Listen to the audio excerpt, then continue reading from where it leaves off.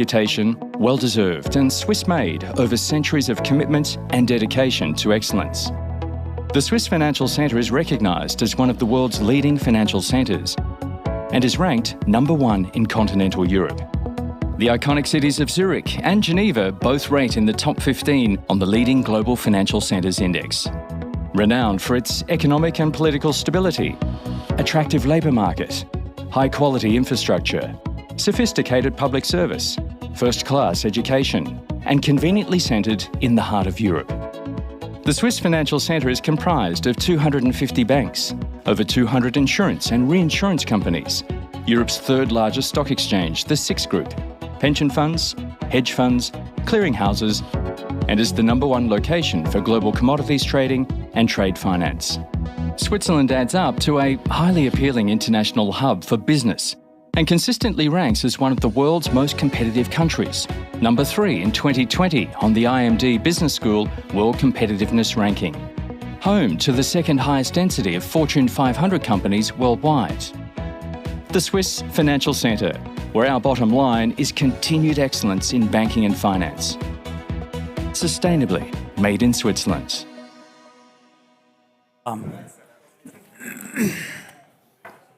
Für mich ist ja gut.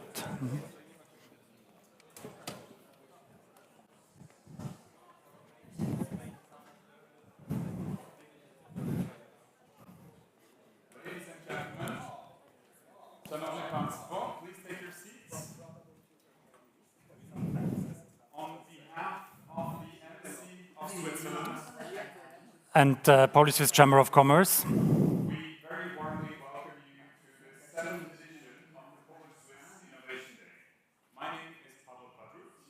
And my name is Ulrich Schwendimann. Ladies and gentlemen, this conference will be held in Polish and English with simultaneous translation. So if you need one, please help yourself at the entrance or just read out to the lady who is passing by with headphones if you need. Szanowni Państwo, Ladies and gentlemen, po polsku i po angielsku zapewniamy tłumaczenie symultaniczne. Jeśli Państwo potrzebują, to prosimy zwrócić się do Pani, która właśnie interpretation services, please approach the lady who is And of course, a very warm welcome to distributing the headsets. Online now. Bardzo serdecznie witamy wszystkich Państwa, którzy Welcome to those of you who are joining us online. Last year at the 6th Polish Swiss Innovation Day, we spoke about clean tech. This year it will be all about innovation in finance. We will speak about sustainable finance and FinTech today, and what better place to do this than the Warsaw Stock Exchange. We take sustainability very seriously, so rest assured that all the flights of the Swiss speakers are compensated. The CO2 emissions of those flights are compensated with the Swiss Foundation MyClimate.org. Dunsi, you will meet her later on. We applaud her efforts, and we are happy that she also had a night at the hotel, because the night train can be a bit of a challenge. Now, we are here as part of the finance.swiss campaign. Please have a look at the LinkedIn and Twitter profiles and the website of finance.swiss. It's an information platform about the Swiss Financial Centre. And so it is our great pleasure, the Polish Swiss Chamber of Commerce, the Embassy of Switzerland, it's our great pleasure to be here in the trading room of the Warsaw Stock Exchange. And without further ado, I would like to ask our host to join us on stage. Please give it up for Monika Gorgon, the COO and board member of the Warsaw Stock Exchange. Thank you for having us. Thank you. Bardzo dziękujemy.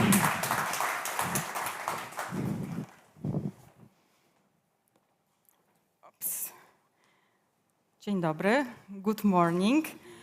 Szanowni Państwo, Ladies and gentlemen, welcome to this year Polish Swiss Innovation Day.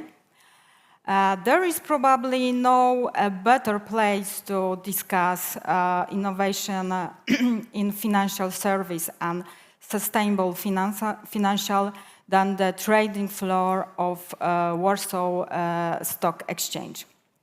Today's event is an excellent opportunity to exchange experience between Switzerland and Poland in deployment of new digital technologies.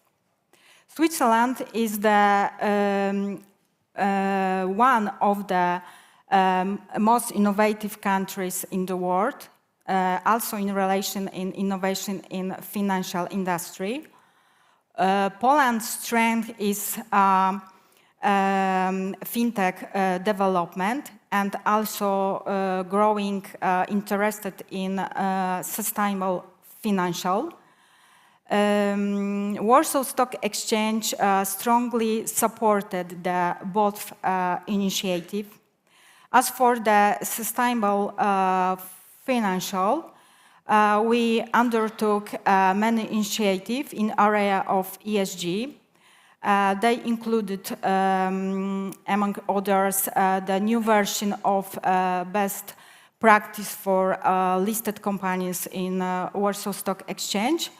They covers in sustainable development, diversity, climate protection, and also in cooperation with European Bank for Reconstruction and Development, we published guidelines for listed companies in relation to ESG reporting. We also cooperating with financial sector within the Green Financial Group.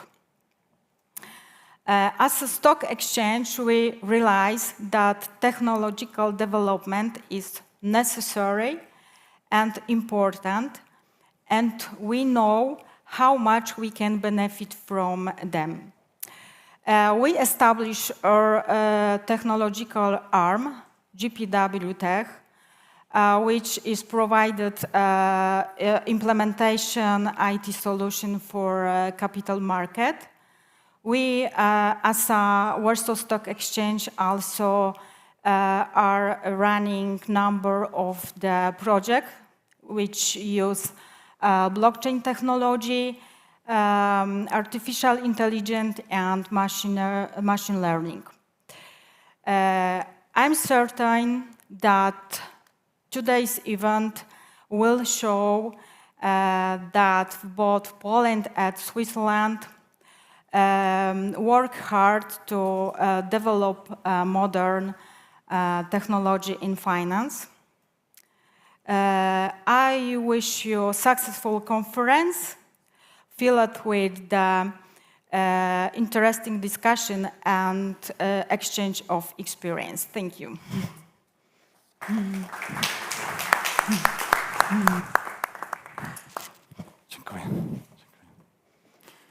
Ladies and gentlemen, and now I have the big pleasure to announce the welcome speech of His Excellency Fabrice Fillier, Ambassador of Switzerland to Poland.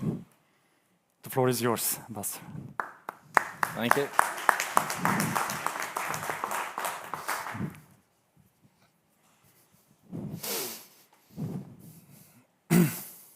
So, dzień dobry, bonjour, good morning, guten Morgen, Madam Plenipotentiaries, dear guests, dear participants. As the new ambassador of Switzerland to Poland, it is my great pleasure to welcome you today to this 7th edition of the Polish-Swiss Innovation Day. Before moving to Warsaw a few weeks ago, I served as Swiss ambassador in Singapore, where I could leave the thriving and very close cooperation between Switzerland and Singapore, between the financial regulators, between the companies, and everything just brought us to organize a joint event with Singapore in Zurich in June 2022. It was a premiere called Point Zero Forum, which is a very exclusive FinTech event that hopefully will take place every year from now on. So it's very fitting for me today to open my first flagship event in Warsaw, right here at the Stock Exchange. I warmly thank Mr. Dieter and his team for hosting us. We meet in challenging times. The main index of the Warsaw Stock Exchange has lost a third of its valuation since the beginning of the year. Just one indicator of many conquering crises. The effects of the global pandemic, a major war of aggression on the European continent, exceptional increases in the cost of fossil fuels and high inflation. But amidst all our challenges of short-term crisis management, we must not lose sight of our long-term objective. One of those crucial long-term objectives is to drastically curb greenhouse gas emissions to keep climate change in check. Another one is to foster innovation and harness the transformative powers of digitalization. Those are the two forward-looking topics we want to discuss at today's conference, which is all about sustainable finance and FinTech. And make no mistake, the global financial sector is already transforming. As one of the most competitive financial centers, Switzerland wants to be at the forefront of the innovation in this field. In addition to the .0 Forum for FinTech I mentioned earlier, we are also proud to host the event Building Bridges in Geneva, which just closed this week, which aims to unite, to bring together private, non-profit, and public actors to align finance with sustainability. We will hear more about the Building Bridges conference later today by its chairman, Mr. Patrick Audier. What is the Swiss Financial Center all about? Many people, unfortunately, still think of James Bond cliché with numbered accounts. We regularly see it again at the movies. But I must say, the Swiss Financial Center has drastically changed over the years. In my prior function before Singapore, I was also seconded to the Ministry of Finance, where we did incredible work in implementing the international and OECD standards in Switzerland, so that Switzerland, will have a strong and transparent financial center. And beyond that, the know-how of the Swiss banks and financial institutions are always very appreciated by the clients, the high quality, the reliability, the customer focus. These are all features that are still present and that make the Swiss Financial Center strong and forward-looking. So there are, many reasons that we continue to nurture why Switzerland Financial Center is strong and is meant to grow stronger. Our legal, political framework in Switzerland is very stable. We are located at the heart of Europe, between US and Asia, between the Americans and Asia, with cultures and languages overlap, so a multicultural country. We have a strong currency, strong independent currency, the Swiss francs. We are a global connected open economy, and we care for the details and we care for the customers. Today's conference is an opportunity for Switzerland and Poland to exchange and learn from each other. I would like to thank here the Ministry of Finance of the Republic of Poland for granting us the honorary patronage. Our sincere appreciation also goes to all our institutional partners today and to the corporate partners who made this conference possible. UBS, SIX, Wealth Arc, Pathlo, Safra Sarasin, and PwC. So thank you very much to all of you, and I wish you a very good conference and very fruitful discussions today. Thank you.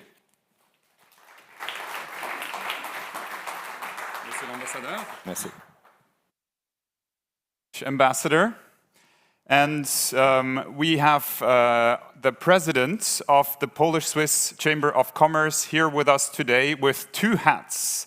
Michał Stępień often speaks about his different hats. Today he can wear both of them at the same time.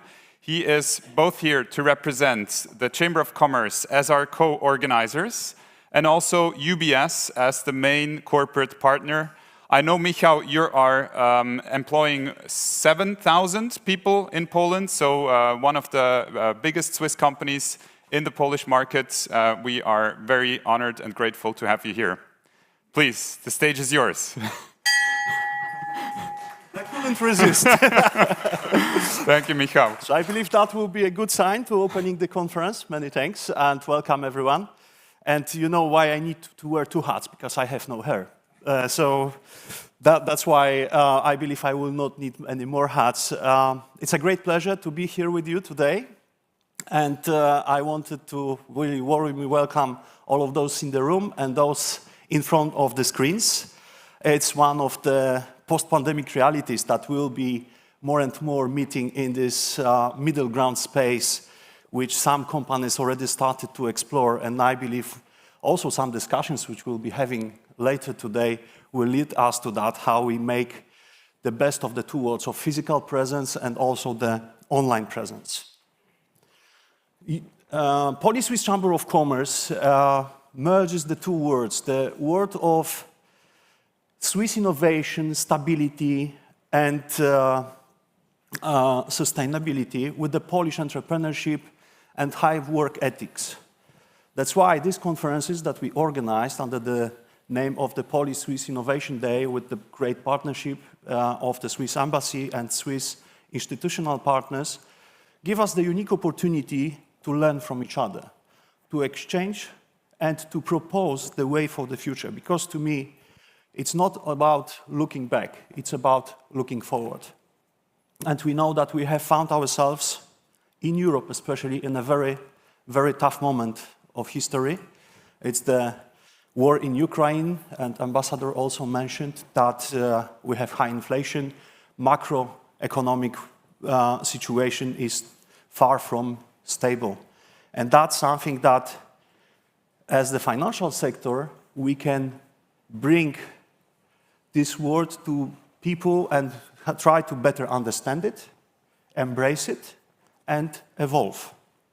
So that's why when we were thinking of this conference a year ago, of course, because it takes a lot of preparations to have such a conference, we know bankers are really people who have their feet on the ground. Yeah, so those are the people. So I wanted to name it bankers with their heads in the clouds, or in the cloud, in fact. Yeah, so that was the idea. But and we'll be talking about that. Yeah, how we are moving into the cloud. It's not cloud number 9 yet for the financial sector, but we are nearly there, and hopefully we are leading this digital revolution. In fact, so also another topic which is now very much pressing to us, especially in countries like Poland, which still rely on the fossil fuel for the power supply, has become evident that we need to do more and faster and better to be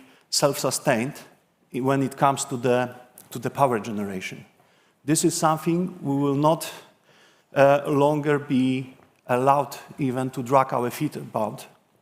We need to act fast and we need to act now, and the financial sector particularly needs to help with that, because we have, of course, the two conflicting, at the first glance, situations. We have the short-term shortage of the power supply, which is coming from the fossil fuel in many economies. And we have a long-term goal, which is to really bring the sustainable future to the world, because we see what's happening already. And the climate change, we like it or not, it's happening right now as we speak.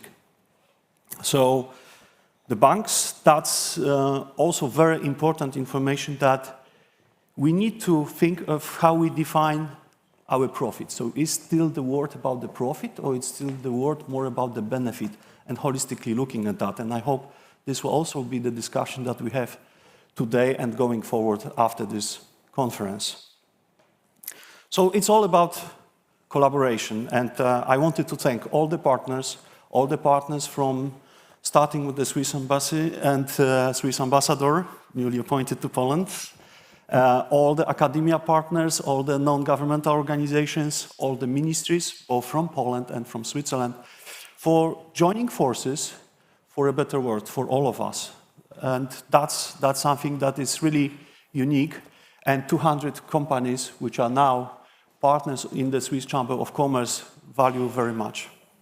So with that, I really hope that some of the still mysterious abbreviations like ESG will be deciphered for all of us, and we will know what does it mean really to be in ESG, or what does it mean to do the banking in the modern era, and how the banks not only support the transformation but also transform themselves.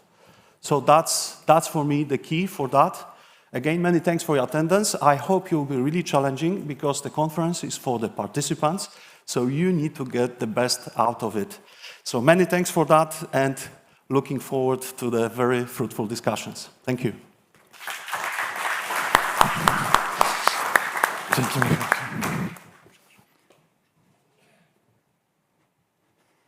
Ladies and gentlemen, and now we are having the first keynote speech on how the state can foster innovation and sustainability in the financial sector. And I have the pleasure to announce Katarzyna Schwarz, the Finance Minister's Plenipotentiary for Capital Market Development. Thank you. Thanks very much.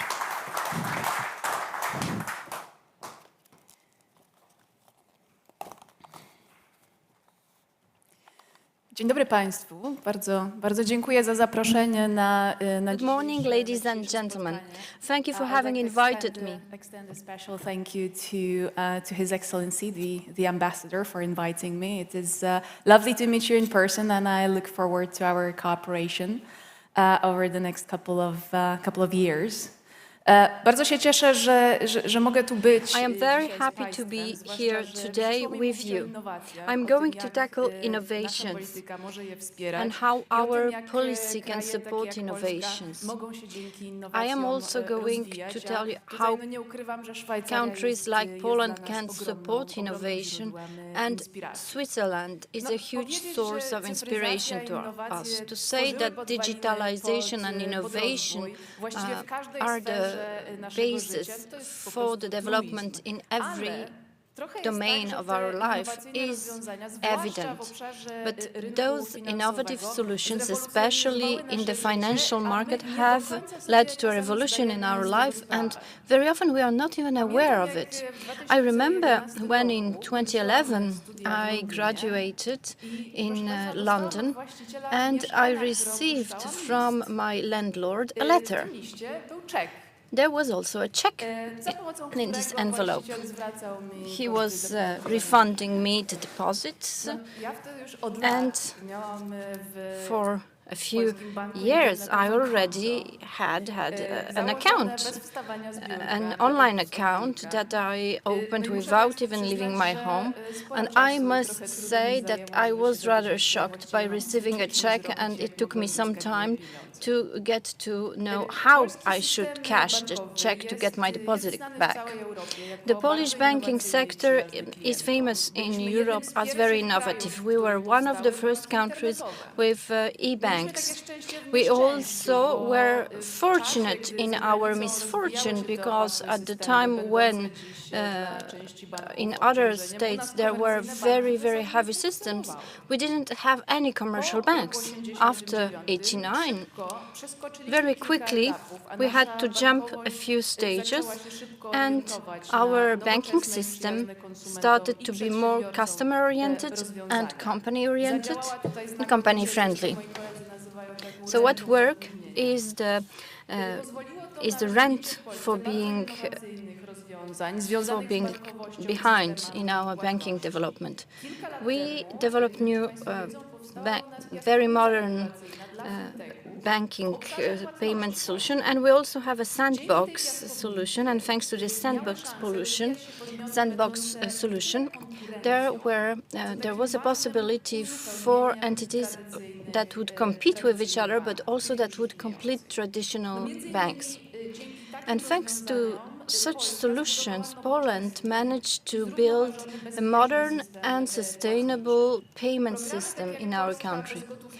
Polish Without Cash is one of the programs that was launched in 2017 by market participants and was supported strongly by the public administration, brought Poland to the top of the most innovative cashless payment markets, not only this being profitable to consumers, but also for the whole economy.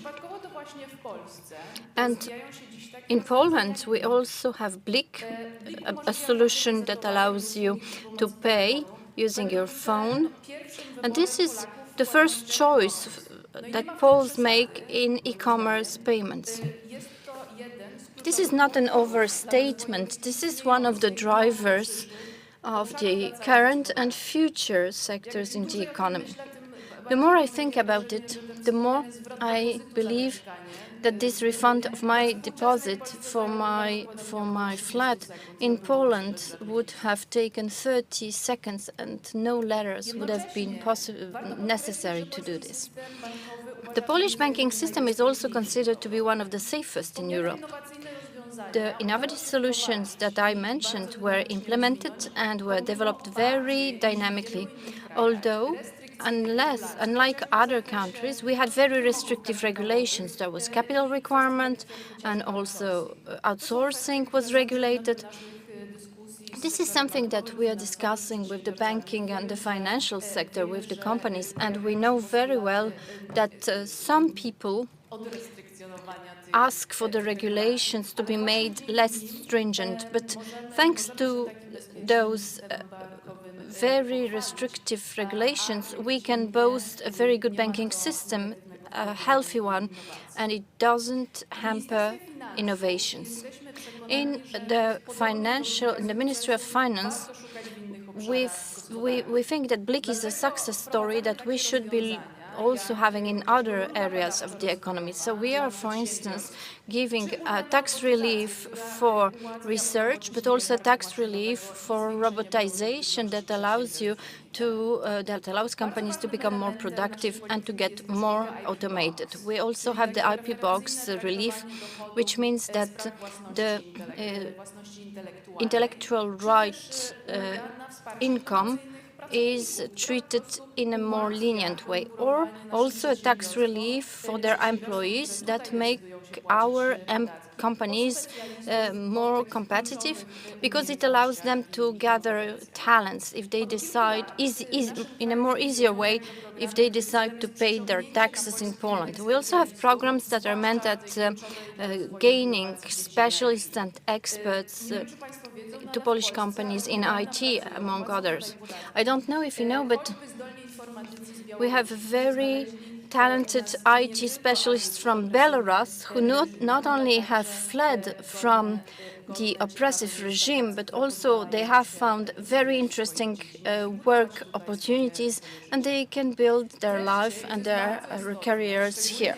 What is very important in the context of today's conference is that we want to have a sustainable financial system, and we want to give the conditions to companies and businessmen to invest in the transformation of our energy systems, the transformation in terms of climate protection, And people tell me, what, climate transformation in Poland? Poland is all about coal. Yes, exactly. We have a lot of challenges connected to the climate transformation and energy transformation. That is why in the Ministry of Finance we have to work even harder to create the proper conditions for this transformation, because the public sector in itself might not be able to bear the burden of this transformation. So we need private investors, especially since climate transformation is an opportunity and not only a challenge. It's an opportunity for a financial and capital market system. That is why this year in my ministry we are going to have a platform of sustainable finances. It is going to help us in preparing a roadmap for green finances in Poland. We want investors to support the fair transformation of Poland and the decarbonization of our energy sector. You were supposed to tackle innovation. What does this have to do with innovation, what I'm saying here? Well, a few years ago, the Ministry of Finance would see companies that come with one question. What tax relief systems do you have? How can we pay less in taxes? Let's make a deal so that we develop our business here, so that we have safety and security about what taxes will be, and do you have some tax incentives? Now the companies ask three questions. Apart from the taxes, they want, and you want, because a lot of those companies are present here, what you want to know from us, from the Ministry of Finance, apart from the fiscal part. You ask us how Poland might help you in educating skilled employees. How are we going to ensure clean energy from the grid so that your carbon footprint doesn't impact your global image? These are challenges that we are trying to react to. We know that the main driver for innovation are people, their needs, their businesses, and this is the motto that we follow. Thank you again for having invited me, and I wish you a very fruitful conference. Thank you very much, Katarzyna Schwarz, Plenipotentiary of the Minister of Finance for Capital Market Development. And as you already mentioned, the Ministry of Finance of Poland and the Ministry of Finance in Switzerland, the Swiss Federal Department of Finance, and the Swiss National Bank, as well as the Bank Narodowy Polski, the NBP, they work very closely together since our two countries are in the same constituency in the World Bank and the International Monetary Fund. We co-lead this constituency. And so our next speaker, who will join us with a video message, knows Poland very well. It's Stefan Flückiger, the Deputy State Secretary for International Finance in Bern. Good afternoon from the Swiss capital Bern to Warsaw. Excellencies, ladies and gentlemen, dear Fabrice, I truly regret that I cannot be in Warsaw today in person. It would be my first time ever. But I'm very happy that today, at least, we have this possibility to participate via video. Let me first underline the close and long-standing relations between Switzerland's and Poland's ministries of finance. I recall the COP24 conference in Katowice, where, historically, the technical basis for the global implementation of the Paris Agreement goals was agreed. At that time, it also became clear how important the financial risks and opportunities of climate change are. And there is, of course, one more important avenue of cooperation, that between our two countries in the Bretton Woods institutions in the joint constituency for the boards of the IMF and the World Bank. This has now lasted for 30 years. There is a routine in working together under Swiss-Polish leadership, and over the years we have got to know each other ever better. And finally, we have been conducting regular exchanges with Poland for years on current bilateral financial and tax issues.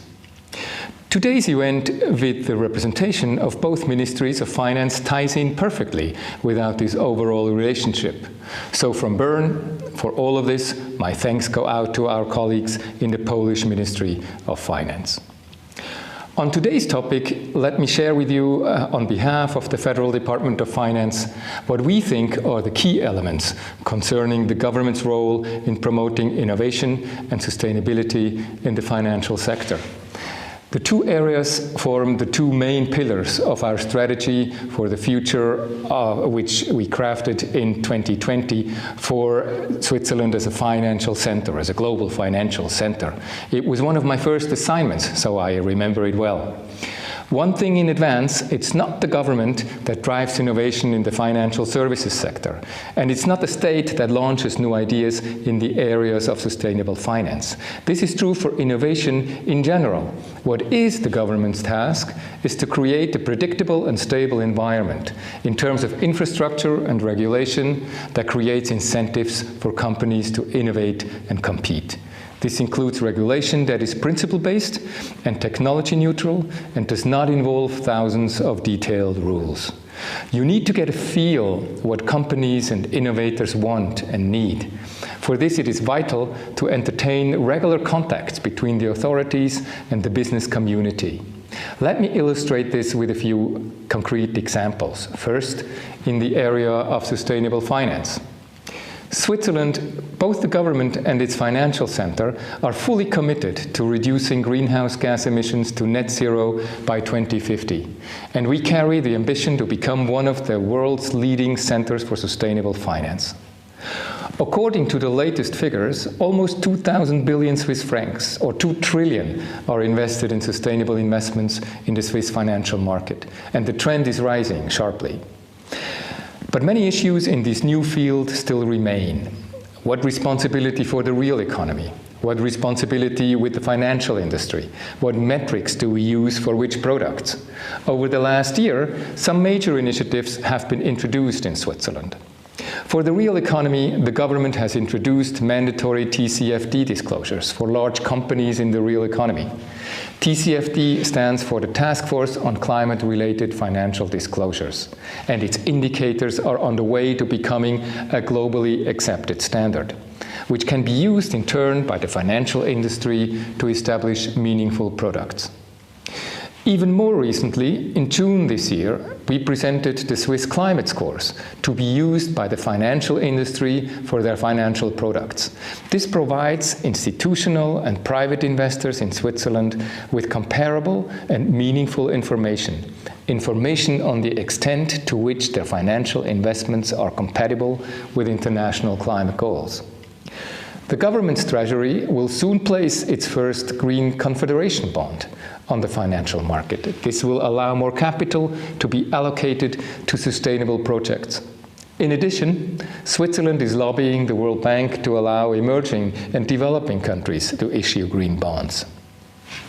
Given its active role in sustainable finance, Switzerland also contributes internationally. We are involved in the new OECD Inclusive Forum on Carbon Mitigation Approaches and the Glasgow Financial Alliance for Net Zero GFANZ, and are active in contributing to the G20 Working Group on Sustainable Finance. As you see, we are moving on many fronts, both with the private sector and with initiatives that introduce transparency and comparability. In the second domain, digital innovation, the Swiss government pursues equally high ambitions for its FinTech sector. Switzerland should be one of the world's leading locations for innovation in the financial sector. In a comprehensive report published in March this year, the Federal Council has defined its strategy for digital finance 2022 and the following years. In this report, the Federal Council sets out 12 areas of action with specific measures to provide the best possible regulatory framework. Just to mention a few, already in 2019, we introduced a FinTech license to make it easier for startups to rapidly provide payment services without a full banking license. We provided a so-called regulatory sandbox with lighter regulation for young innovative techs with up to assets of 1 million Swiss francs. Just over a year ago, Swiss blockchain legislation came into force. It has strengthened Switzerland as a business location in two ways. Firstly, directly through increased legal certainty, and secondly, and this is almost even more significant, the Lex blockchain was the first of its kind internationally. It has strengthened Switzerland's international position as a technological pioneer location in the financial sector. Not only do companies directly active in the crypto business benefit from this, but the financial center as a whole has been able to occupy a concrete niche in the future-oriented fintech sector. Presently, we're nudging incumbent banks to open docking channels so fintechs may use customer data, with their permission, of course, and provide additional services. The idea is to create a symbiosis between incumbent banks and fintechs. But there is a lot of work ahead, specifically with respect to the use of data, clouds, cybersecurity, artificial intelligence, but also teaching and research. One of the most promising areas are where digital finance meets sustainable finance. We have recently established a green fintech network where we brought together various stakeholders, financial institutions, consumers, suppliers, innovative startups, globally active technology companies, academia, and operators of decentralized networks, and coordinate as a government where necessary. This is where we see our role as government, providing and nurturing an active dialogue between all partners and stakeholders, and comparing notes with our partner countries internationally, just as we do today. With this, let me end here and wish you success and many new insights for this morning and the interesting panel discussion. Have a great day. Thank you very much, Stefan Flückiger, for this message. Ladies and gentlemen, we are having now 3 input presentations from representatives of the private sector. And our first speaker will elaborate or address the question, how can the financial sector drive sustainability, experiences from Switzerland? And I have the great pleasure to announce Michaela Simon-Horvath. She is responsible for sustainable investing strategies in the Chief Investment Office, Wealth Management of UBS. And I have to say, unfortunately, Michaela is not with us today physically because of personal reasons. But I see that you are already online. And hi, Michaela. To hear us well? Okay, floor is yours. I can hear you well. Can you hear me? Okay, fantastic. Yes, yes. So, dzień dobry, good morning, ladies and gentlemen. It's a pleasure being part of the Polish Swiss Innovation Day, although I have to admit that I'm a bit disappointed that I cannot be with you in person today. Given the context of the conference, my input session is entitled, How can the financial sector drive sustainability? Experiences from Switzerland. Indeed, I'm speaking out of the perspective of a Swiss bank.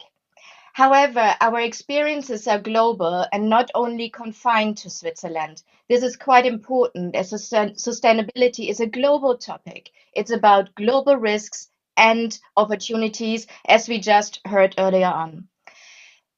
Let me also start with a reflection how the topic of sustainability changed over time. Sustainability in the financial context is not new. Banks and asset managers have been advising on sustainable investing for around 100 years. However, our understanding of sustainability has been always quite individualized and was linked often to personal values of investors. Over the past 7 years, this has changed greatly. And with the introduction of the United Nations Sustainable Development Goals in 2015, the focus on sustainability accelerated, not to say exploded. With the so-called SDGs, we have now a holistic framework in place so that we all understand what sustainability actually means. The 17 Sustainable Development Goals are a call to action to end poverty, protect the planet, and ensure prosperity for all by hopefully 2030, or at least we make a step towards it. More importantly, these goals are better, the achievement of them are measurable. This is quite important. We can measure what needs to be achieved. So how do banks fit into this? Originally, the United Nations estimated that 5 to 7 trillion US dollars per year would be required until 2030 to achieve the Sustainable Development Goals globally. So we have official development assistance from governments, which rose to an all-time high of around 160 billion US dollars in 2020. And philanthropy has reached 1.5 trillion US dollars and is growing further. Government support and philanthropy, however, alone are not enough to finance the development goals. So originally we faced an annual funding gap of around 2.5 trillion US dollars. And with the COVID pandemic, which has made the conditions within the developing world worse, we are now, or it's estimated by the OECD, that the funding gap increased to around 3.2 trillion US dollars. So therefore, private capital needs to be mobilized. And how we mobilize this money comprises various aspects. Sometimes when people ask me what my role as a sustainable and impact investing strategist encompasses, I'm describing my job as that of an architect. I'm not designing sustainable houses, but my team works on creating new sustainable investment opportunities with the achievement of the Sustainable Development Goals in mind. And we just heard it in the earlier speech that this is important that we have these investment opportunities. Although being the architect is not sufficient, more importantly, we need the infrastructure in place to make things work. I hope you can still hear me well, because I lost my connection. We still hear you, Michaela. You can continue. Fantastic, good, yeah, because I lost my connection. Yeah. So as I said, being an architect is not sufficient. More importantly, we need the infrastructure in place to make things work. As our previous chairman used to say, it's about the plumbing of the system where we banks are urgently needed. So next to an architect, I'm also a plumber, electrician, gardener, you name it. So why is this so important? Mobilizing capital presents challenges. Of course, access to more capital will make achieving those critical SDG funding levels possible. However, it is also necessary to assure that any investments made actually result in or drive lasting change. For this to happen, we need universally agreed standards and defined impact. Again, it was mentioned before. Also, there could be simply a misalignment of objectives or an inability to effectively measure the success of outcomes. The sustainability market is also strongly growing and constantly new players emerge. It is important to ensure that potentially competing agendas do not work at cross purposes or result in conflicts, which could impose additional burdens upon society and the environment, in fact. What we also need is a transparency revolution. Thinking about what we heard earlier in the keynote speeches, to boost economies, many policymakers are now focusing on funding green projects, including infrastructure.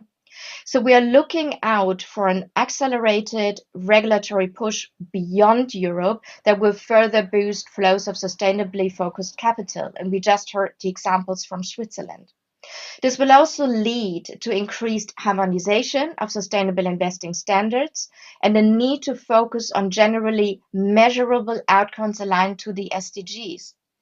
This is on the one hand achieved via standardized sustainable accounting practices, as well as better data and analytics. And data and analytics are key. Demand for sustainable data could drive the size of the related data and service market to more than $5 billion in the next 4 to 5 years.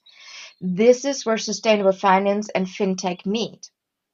Furthermore, to build sustainable and impact investments across all asset classes also requires multi-stakeholder partnerships across the public, not-for-profit, and for-profit private sectors alike. Digital sustainable development platforms already exist for this purpose, but few of them directly engage with private wealth capital. UBS therefore aims to support the development of single, scalable digital platforms. Last but not least, sustainability means thinking and acting with the long term in mind. As any company, banks have an obligation to their clients, shareholders, and employees to apply long-term lenses. And the bank has also the responsibility to society at large. In fact, we believe that for any business, sustainable thinking focused on long-term opportunities and risk creates a more stable firm. And also, particularly when you're a startup, it's important to incorporate sustainability from the start. Sustainability must be part of a business DNA. It's not something which could be done sporadically.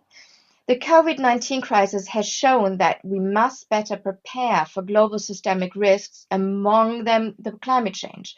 If we delay actions any longer, the eventual costs will only increase. It's therefore critical to act now in partnerships and transparently to achieve, and I repeat again, measurable change. So data and data analysis to have this measurable change are the key for us to achieve the Sustainable Development Goals. As my presentation is now between you and the next morning coffee, I would like to thank you for your attention and wishing you all a successful conference day. And again, appreciate, and I'm sorry that I could not be with you today, but it would be a pleasure connecting with you to further foster innovation around the great sustainability topics. So many thanks. Thank you. Thank you very much, Michaela, Simon, Hovat of UBS. Thank you for joining us from afar, and we invite you to join us soon in Warsaw, physically as well. Thank you. And dear guests, we now come to our first networking break. Since we are quite a big group, you are also free to take your coffee and croissants over here. There's a couple more tables. Please mingle and enjoy. Thank you. And we will be back at 10:15.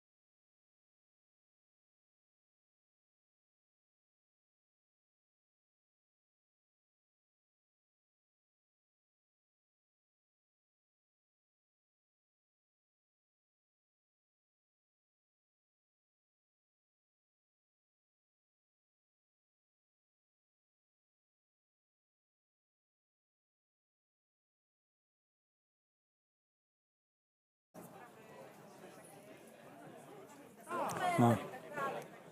Merci de votre présentation. Je pense que ça peut m'être agréable. Przepraszam Państwa, tylko, bo już zaczynamy, tylko chciałem przekazać, tak. No. Bardzo miło. Pan Łukasz, tak? Dzień dobry, dzień dobry. Oj, dzień dobry, cześć Uli, tak. My się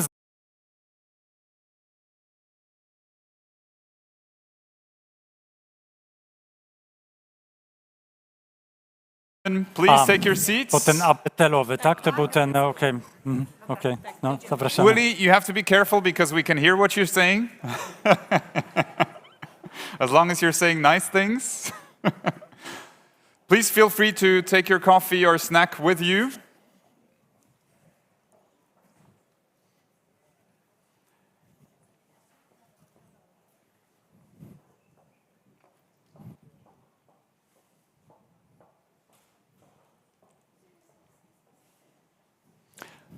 Ladies and gentlemen, please take your seats.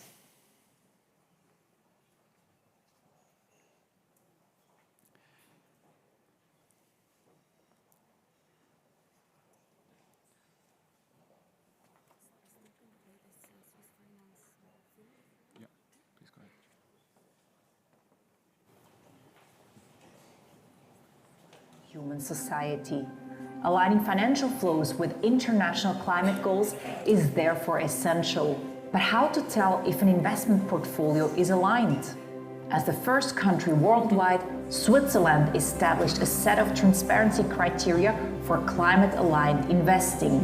These include net zero commitments, management to net zero, climate stewardship, fossil fuel exposures, greenhouse gas emissions, and global warming potential. The Swiss Climate Scores, Transparency for Investing.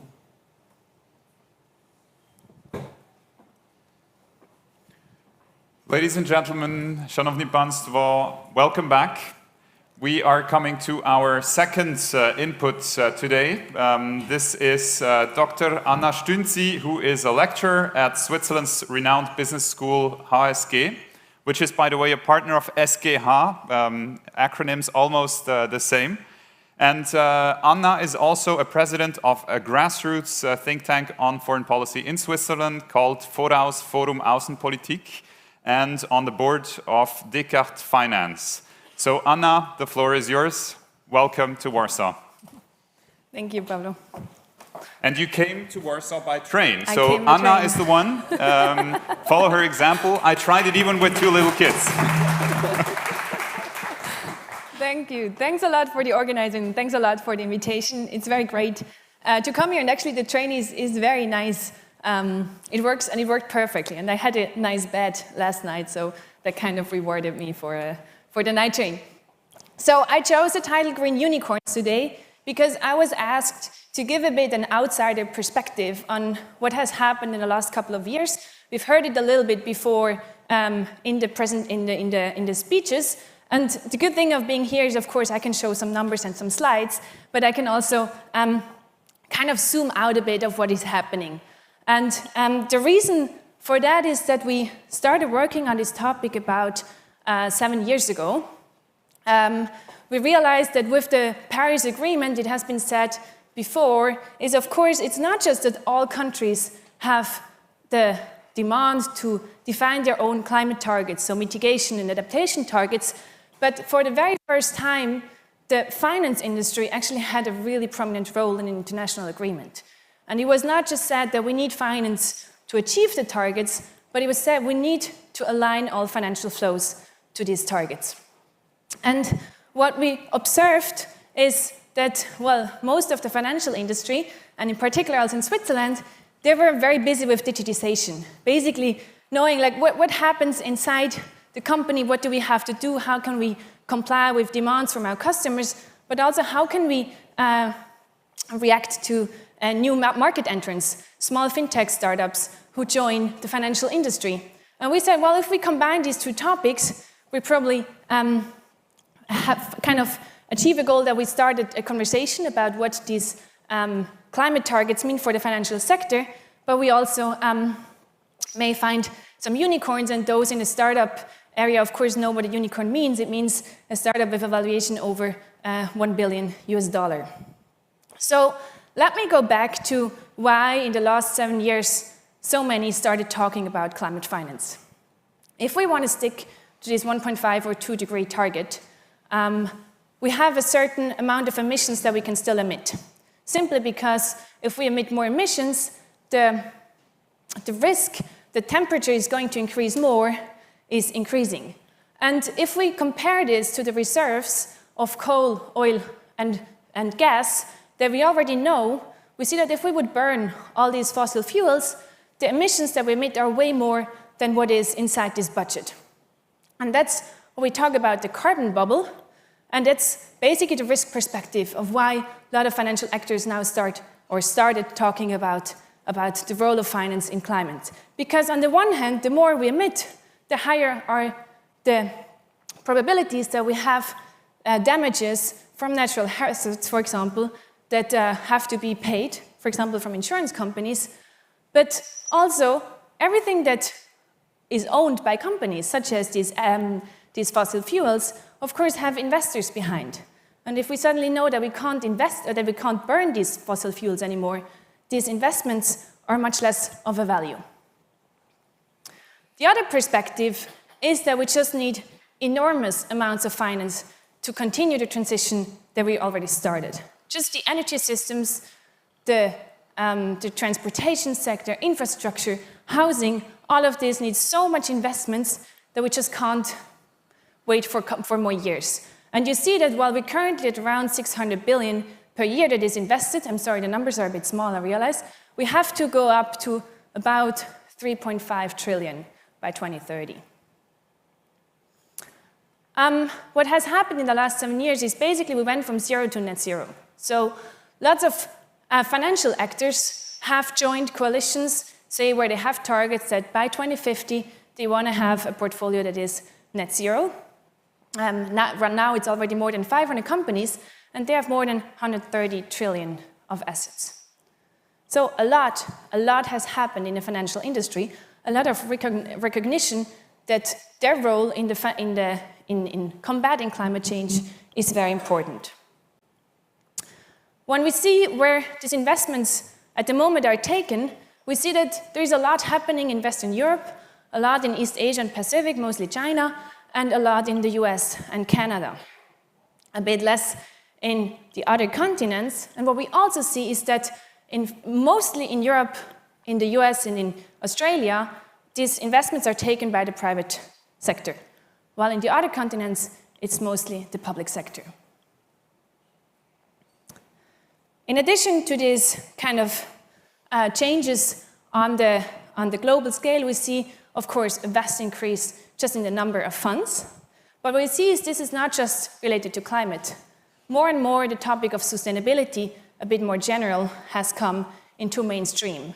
And as we've heard before, it's not a new topic. ESG has been around for years. But in the last couple of years, this has just exploded.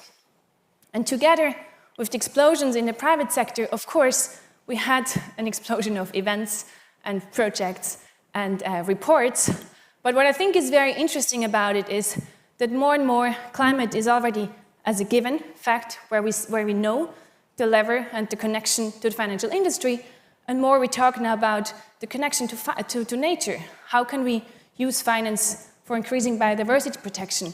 How can we use finance for investing in the SDGs?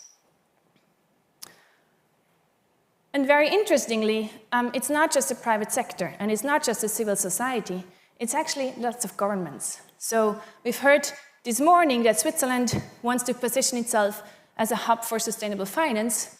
London at the moment is called the king, the queen, or just having the crown in green finance. The European Union wants to set itself as a global leader in setting standards for sustainable finance, as does Singapore. So it's not just one country. Suddenly, lots of governments themselves say, well, the financial industry is very important, and we want to be the place where sustainable finance is at the forefront. With that comes, of course, questions for Well, regulations or standards and frameworks. Probably most of you already know the TCFD. We've heard about it before, so I'm not going to explain it in detail. But what you should know is that the objectives that we're requested to measure, or at least to report on, are kind of increasing. So it's not just on climate, the TCFD, or actually there is now a TNFD on nature-related financial disclosure.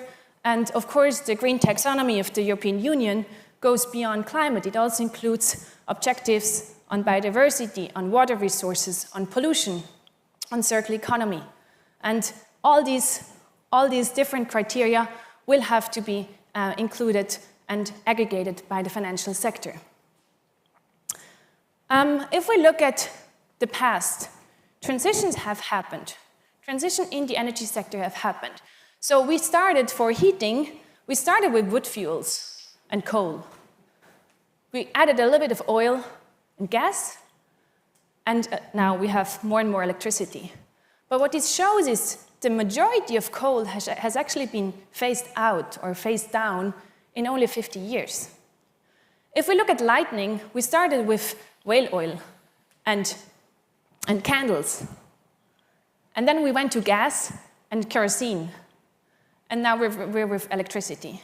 So within less than 40 years, we basically phased out gas and kerosene for lighting. So it is possible that we have transitions.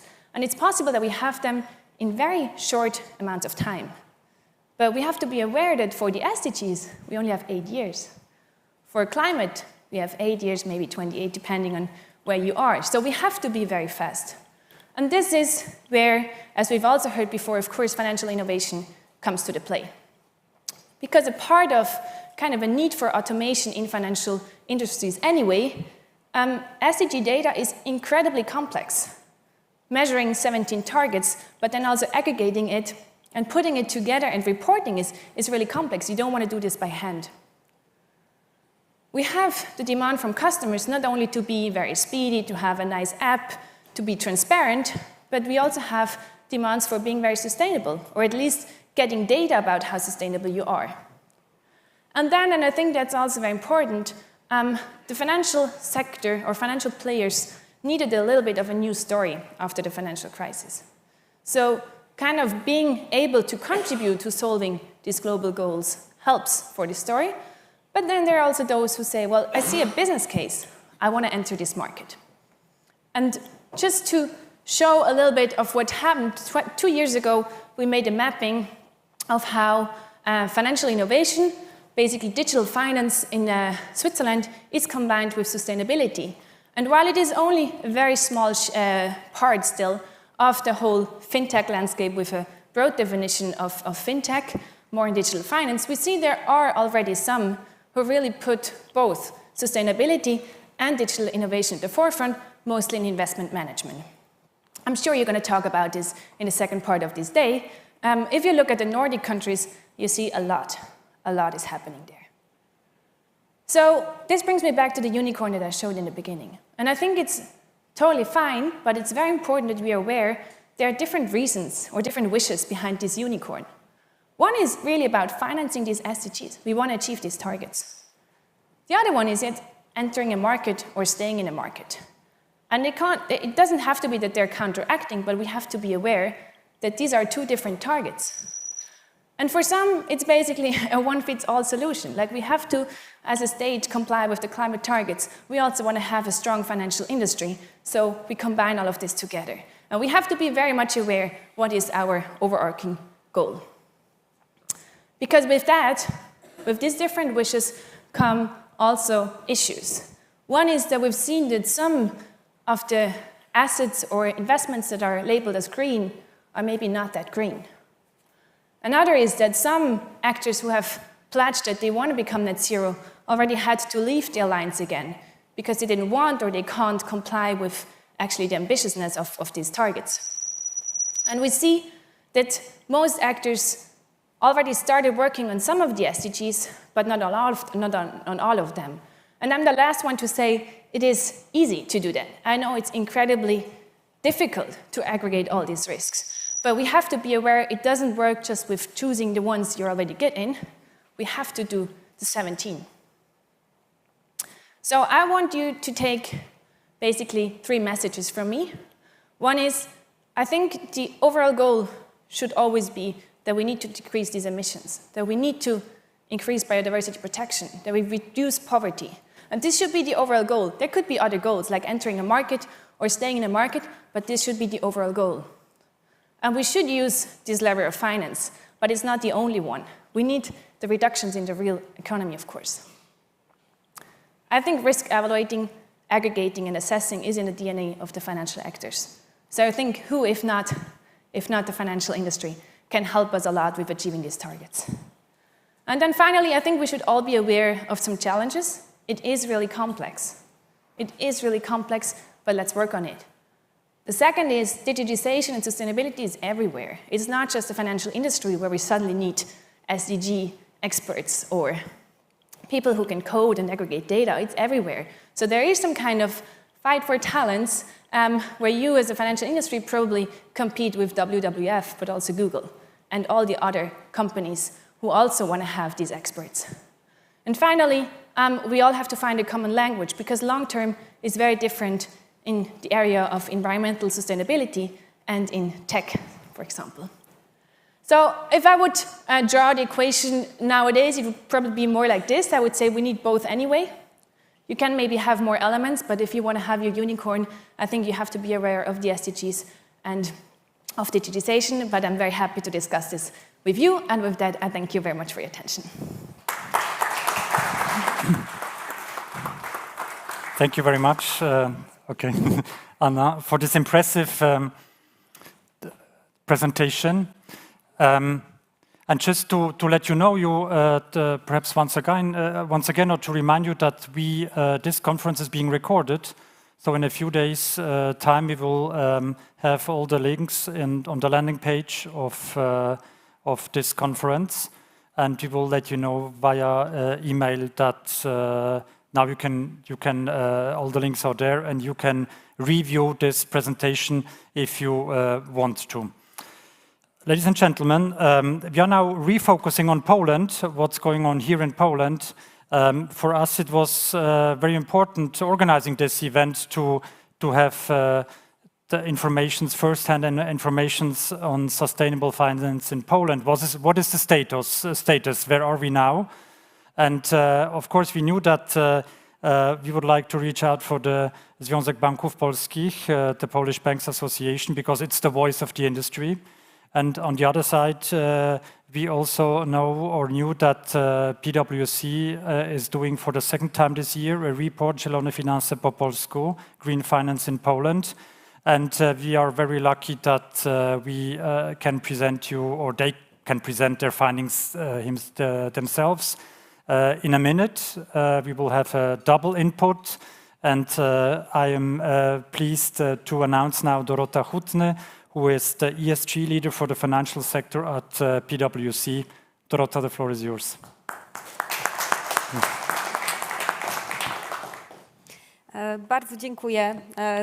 Thank you very much for having invited me, and thank you for the opportunity to share the conclusions from our report that was published this Monday. This is the second edition of the report.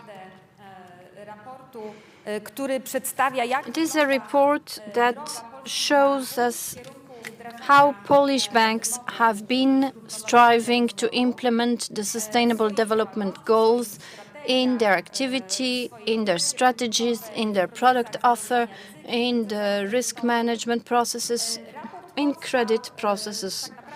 The report is based on a poll that we sent to commercial banks and specialized banks in the Polish market. We got answers. The banks that answer are responsible for 70% of assets in the banking sector in Poland. There were 14 questions. The questions were like you could select from a list of answers, and the question, it was about how advanced a given bank is in implementing sustainable development goals, and also about the main challenges that they had faced during their work here, working on sustainable development. Już od samego rana na dzisiejszej konferencji słyszymy, że jakby zrównoważone finanse jakby mają bardzo istotny wpływ na transformację. Sustainable finances have a very important impact on fulfilling SDGs, ecological objectives, net zero emissions, and the key driver for the transformation is the financial sector. The financial sector also is burdened with many obligations Nakłaniających do przekierowywania inwestycji that basically finansowania właśnie w kierunku tej transformacji redirect the financial flows towards more environmental friendly directions. The role of the bank and also other financial institutions is paramount. It is very important and very difficult because it is connected to many challenges. What are the main findings that we have? Apart from the questionnaire, we also talked about representatives of different banks, about how they assess their situation in the sustainable finance sector, and there were three very interesting remarks I wanted to share with you. The first one is that every bank that answered had already implemented some sustainable development elements in some areas of their activity. In, for instance, the strategy or the product offer or internal processes, administration, etc.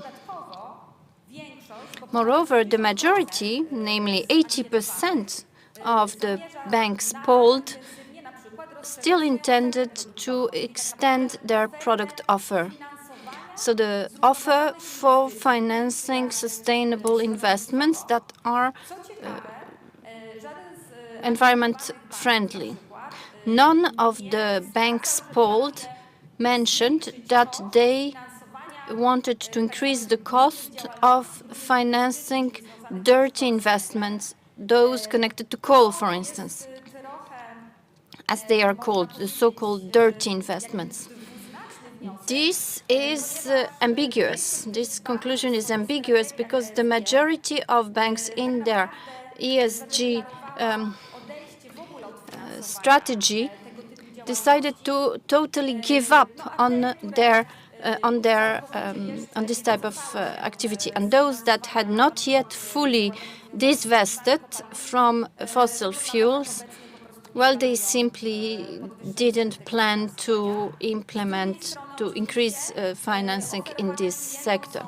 What they offer also are more attractive conditions or additional non-financial support if there are investments that are meant at fulfilling SDGs.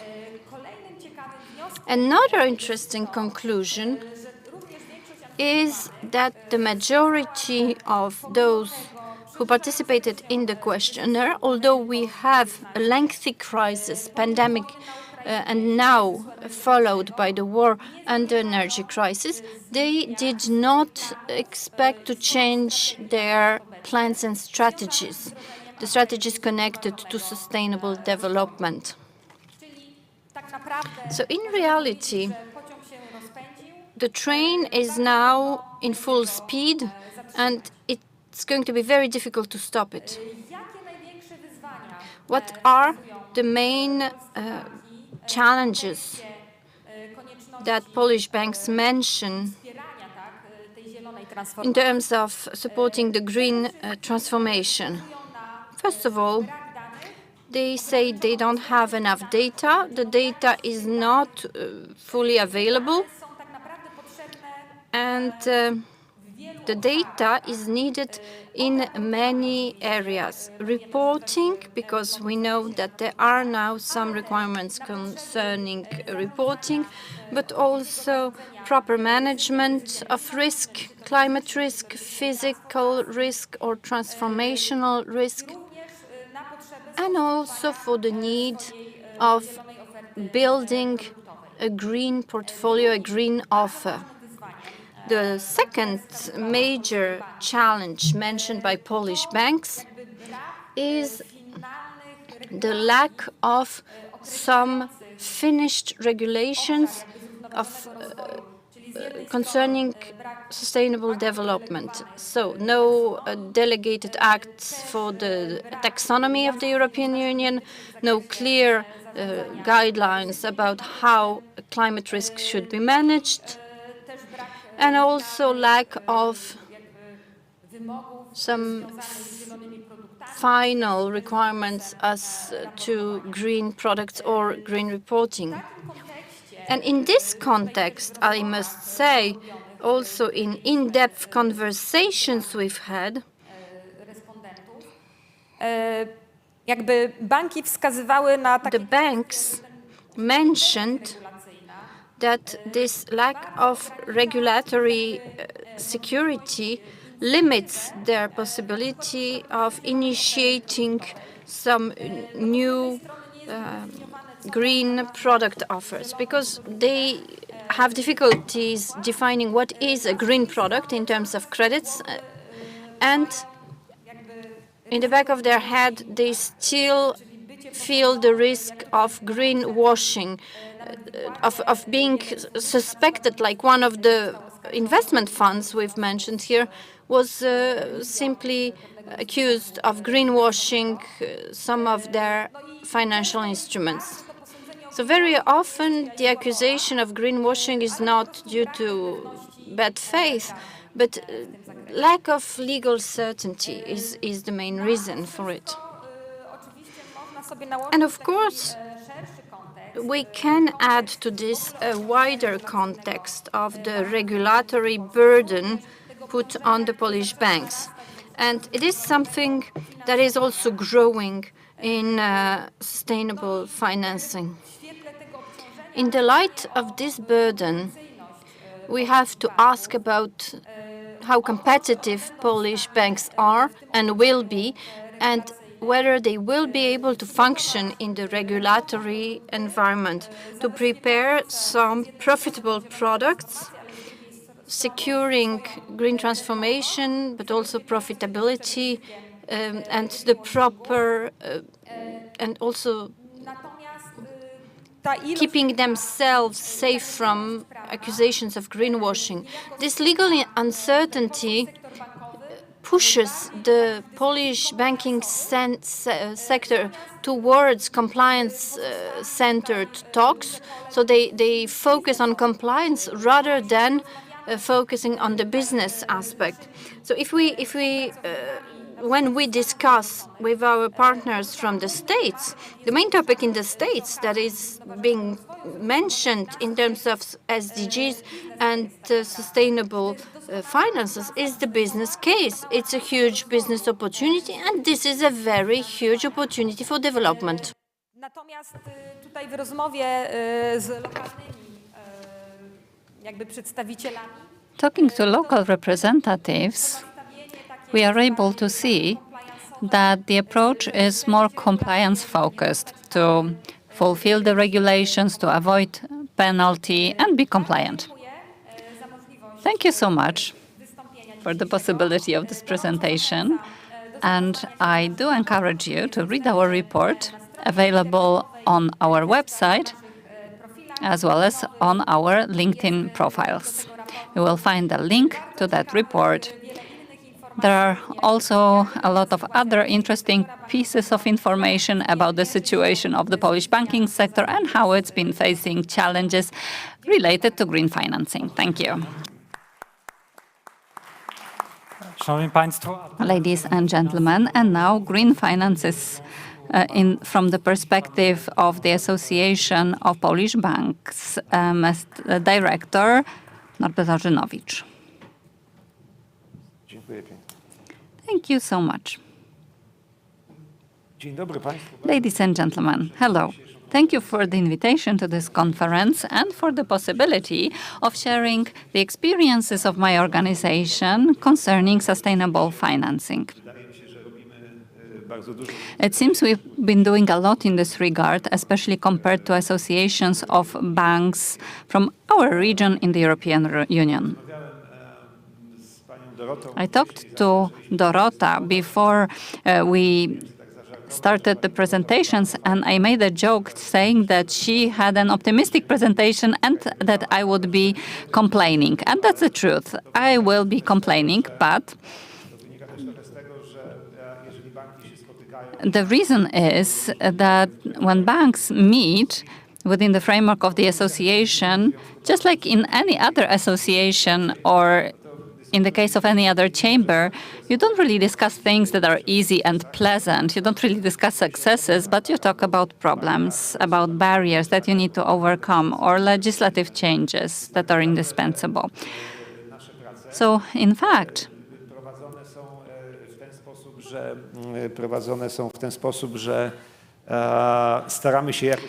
we try to solve problems in our organization. So the things that we talk about are not really pertaining to the environment, protecting local communities, because that's obvious. We just talk about things that are obstacles to accomplishing those goals. So, first of all, a general introduction. The things that I'm going to talk about is not just the opinion of the banking sector, but similar experiences have been made by other elements of the financial sector. We organize different events together with other chambers. We have at least one colleague here from the Polish Insurance Chamber with whom I had the pleasure to cooperate. Hi, Paweł, again.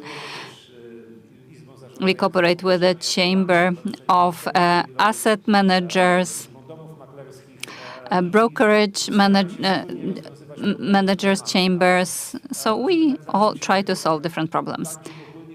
But to start on a more general note, let me say that the EU legislation, but also the Polish legislation concerning ESG, it overlaps with the already existing standards, global standards. So it's not like the standards on reporting in the area of environment or corporate governance have just been established. They existed before. There were different protocols before, greenhouse gas protocol and so on and so forth. So banks have been reporting, at least the biggest banks have been already reporting on that. In Poland, the biggest banks are at the same time public banks. So Polish banks had to quickly acquire new information in order to fulfill all the obligations imposed by new legislation. And the process is really fast. Legislation is not yet complete. If we were to organize a detailed webinar about reporting duties, you would be able to see a lot of areas that are sort of a white spot where you don't really know much. But reports are already being developed. Polish banks, the ones quoted on the published on the stock exchange, all of them drew up a report published by the end of March about their customer portfolio based on data from 2021. So that's publicly available data.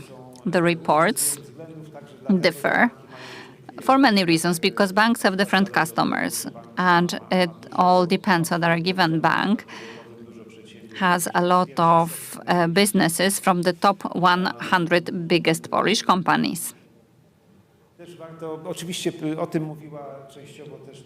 The previous speaker has already said that. Banks try to fulfill their duties as well as possible, but they also run a lot of their own projects where they try to stimulate the behavior of their customers, making sure that customers opt for green technologies, making sure that banks offer financing for projects that have positive impact on the environment. So they've already did that before taxonomy, independently of the whole new legislation.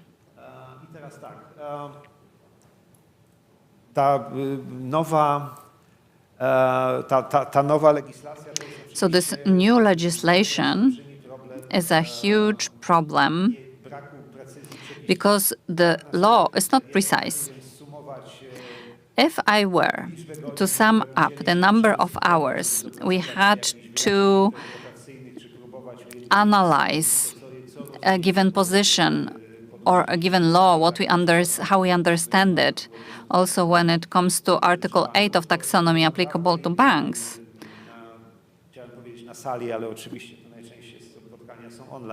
And usually we have online meetings, and it's really hard to calculate how many working hours we spend working out standards, because usually we work it out based on draft documents, not final documents. And it's also multiplied. When we talk in chambers, the number of hours is even bigger.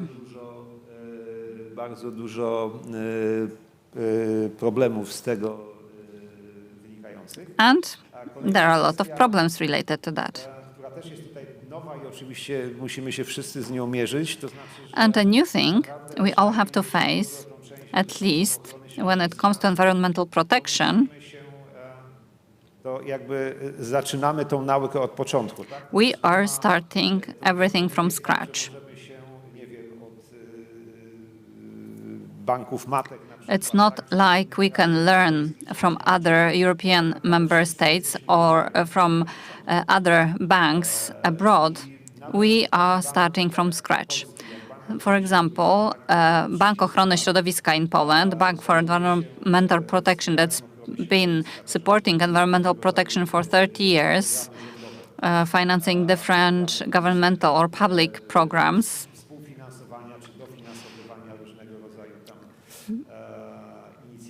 To co-finance different initiatives aimed at environmental protection. And this bank has a unique experience in this area in Poland. It's been learning for 30 years after all, so it has great expertise. Colleagues from that bank have great expertise, but they have to sit at one table with us and learn it all from scratch, because what they've learned so far doesn't really fit the new reality and the new provisions, the new law. So undoubtedly, it causes problems. But also, you have this nice sensation that you are rediscovering new things. So you can interpret it like that as well. So from a banking point of view, the problem is that the new legislation is very fragmented. We are not only talking about SFDR and taxonomy, but about a whole lot of new legal acts regulating details or follow-up acts, such as different directives applicable to the financial world.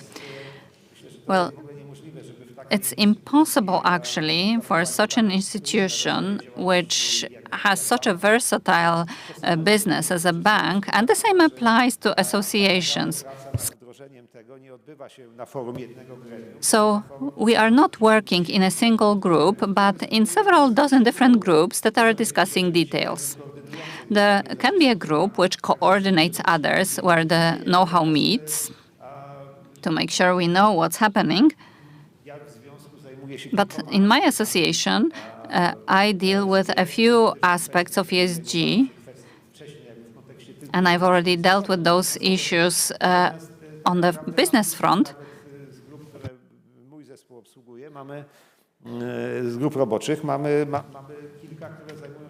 We have several working groups that deal with, well, different issues. Co ta sytuacja powoduje? Oczywiście coś takiego u mnie, u nas, u koleżanek i kolegów z banku. And as a result of this situation, myself and my colleagues, we feel that the legislation is not really coordinated. Legal acts are developed by different units, different directorates general, and they are not really matching. All of them are right and justified, but they are published in such a way that the implementation is really hard. And here you have an example of uncoordinated definitions of financial instruments. So MiFID II directive is a legal act which has already changed the financial market in the EU. All financial institutions have gotten used to it. It would be easiest to implement ESG using MiFID definitions. Otherwise, we would have to learn everything from scratch. Well, Dorota has already said it. She's already mentioned greenwashing. And under such conditions, it's easy to make a mistake, not intentionally, but when there's no support of the European supervision authorities, the European Commission, and I'm going to talk about this on the next slide, you can make such a mistake. Because at the end of the day, we need to take a decision without any points of reference in history.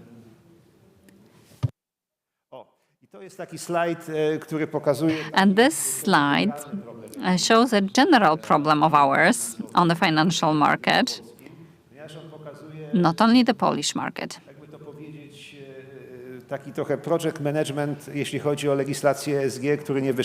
So this is something that failed with regard to ESG and project management.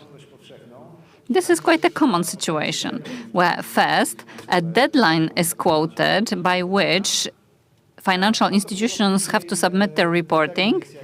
The deadline is fixed because it's a directive, but the directive was supposed to be followed by technical standards, delegated acts to tell us how the reporting is to be done. But either they are not delivered on time or they are delivered with a delay. And there are a lot of such examples. This is a list of delegated acts which were not known at all. Bear in mind that financial institutions have to report something, for example, from the 1st of January 2022, based on data from 2021, which they collect from their customers. That's the main challenge. Banks, investment funds. Well, it's easy to report for your institution, but you need to collect data from millions of customers. Or you have to at least know what sort of customers you are supposed to report on. So if something is in force from the 1st of January and is based on data for the previous year and is published on the 9th or 10th of December, don't even think about any banking institution implementing it so quickly and implementing electronic solutions so quickly, because nobody is doing it on paper. So vetting millions of customers is not based on paper reports. So actually, we could have avoided publishing those things because it was so outdated. So what is missing are several directives. This is European Single Access Point, ESAP. a single place comparable to Polish SP where you can find everything, all data about companies that have the duty to report. So they report and the competent authorities can vet that.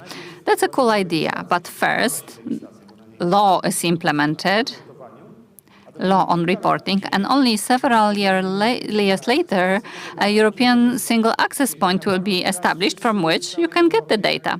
So everybody across Europe on the financial market are looking for data sources, and the next slide is going to talk about it. So no guidelines from ESMA. And the very last slide, and I'll be wrapping up. The main problem we have, and everybody has this problem, whoever wants to do their information duties fairly, is lack of access to data. In most European member states, including Poland, there are no official lists of businesses which are obliged to submit reports. How can a bank vet their customers and require data? Well, not everybody who has a duty has to submit a report. We talked to a foundation in Poland which wants to draw up a comprehensive list. If we are talking about stock exchange companies, things are easier, but it's not just about stock exchange companies. So things are difficult. Customers are not prepared yet because the system is being created, because first they need to collect data, which then they will be able to deliver to banks and other institutions. So if we are saying something should be published based on data from 2021 or 2022, well, in the perfect world where law management is responsible, our customers have to know at the beginning of the year what sort of data they need to collect. It's not data that you collect once a year in the afternoon. And another problem, lack of standardization of data, like energy certificates, energy efficiency of buildings. This is also important from point of view of financing, mortgage and other things. So we are looking for opportunities, and I guess we won't find it before European Single Access Point, because we would like to create a single platform where it will be possible to find all data which are necessary to create a report about the bank's impact and bank's customers' impact on the environment. And that's the last slide. I hope it wasn't too long. Thank you. Thank you very much. Norbert Jeżolowicz of ZBP, thank you for sharing the challenges that the banking sector in Poland is also facing as it moves towards sustainable finance. And we will come to our first panel before the next networking break. This is the panel on sustainable finance in Switzerland and Poland, and I have the pleasure to ask our moderator to join us on stage.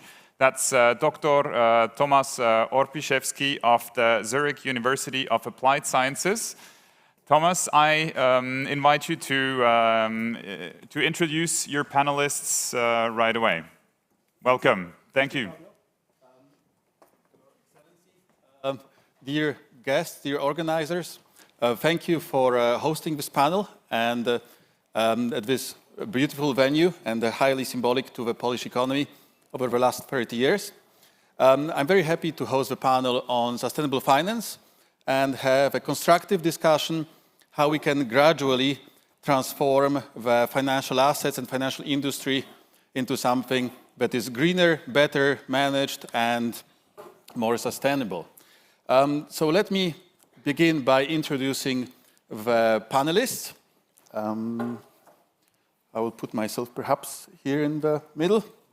Let me begin with Mrs. Joanna Smolik, who is Director of Strategic Relations Department at the Polish Development Bank, BGK, and who is responsible for such important questions as energy security and beyond.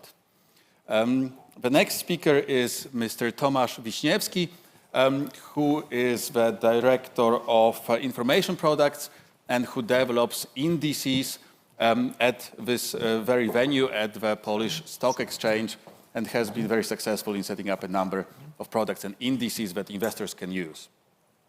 Then we have Mrs. Dr. Katarzyna Wilk, who is a founder and the president of a Swiss Impact Lead Foundation that supports companies and education with regard to impact. And our next guest is Piotr Augustyniak, who is a highly successful lawyer that brings together Polish and Swiss businesses in advising them with legal and tax issues over time. And finally, we have Dr. Jochen Dürr, who is the Chief Risk Officer at SIX, the main Swiss stock exchange and information provider, and who is responsible for not only the risk side, but he's also very knowledgeable about ESG products and indices. So, ladies and gentlemen, to give you an idea, today we are supposed to have a constructive discussion about the future of sustainable finance, both in Switzerland and in Poland, and how we can, over time, bring together people from banks, stock exchanges, impact investors, and the legal side to make the world a better place. So, I think we can slowly sit down. Sure.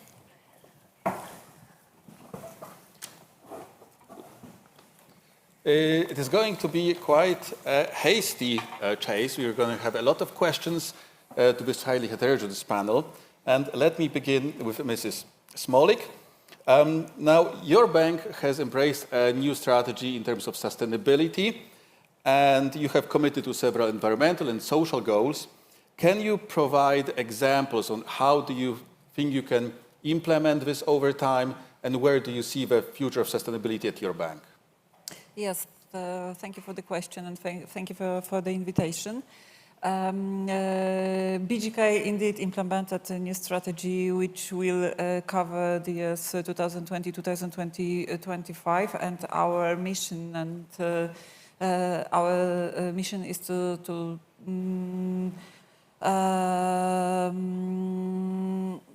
improve to improve the sustainable development, social and economic development of Poland, and to enhance, let's say.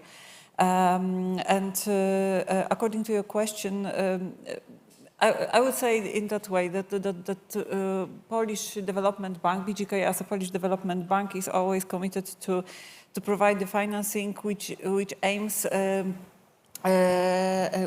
at the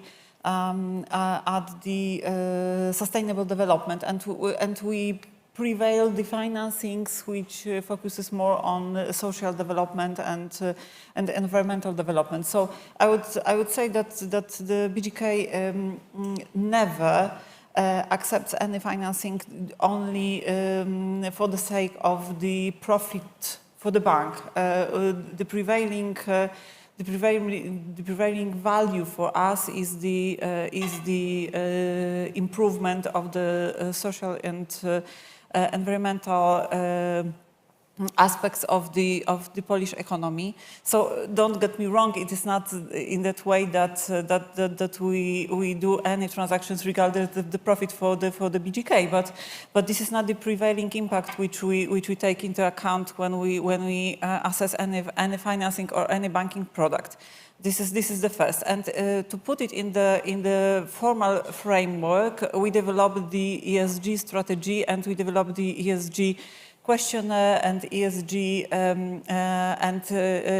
rating, which will be fully implemented in 2023.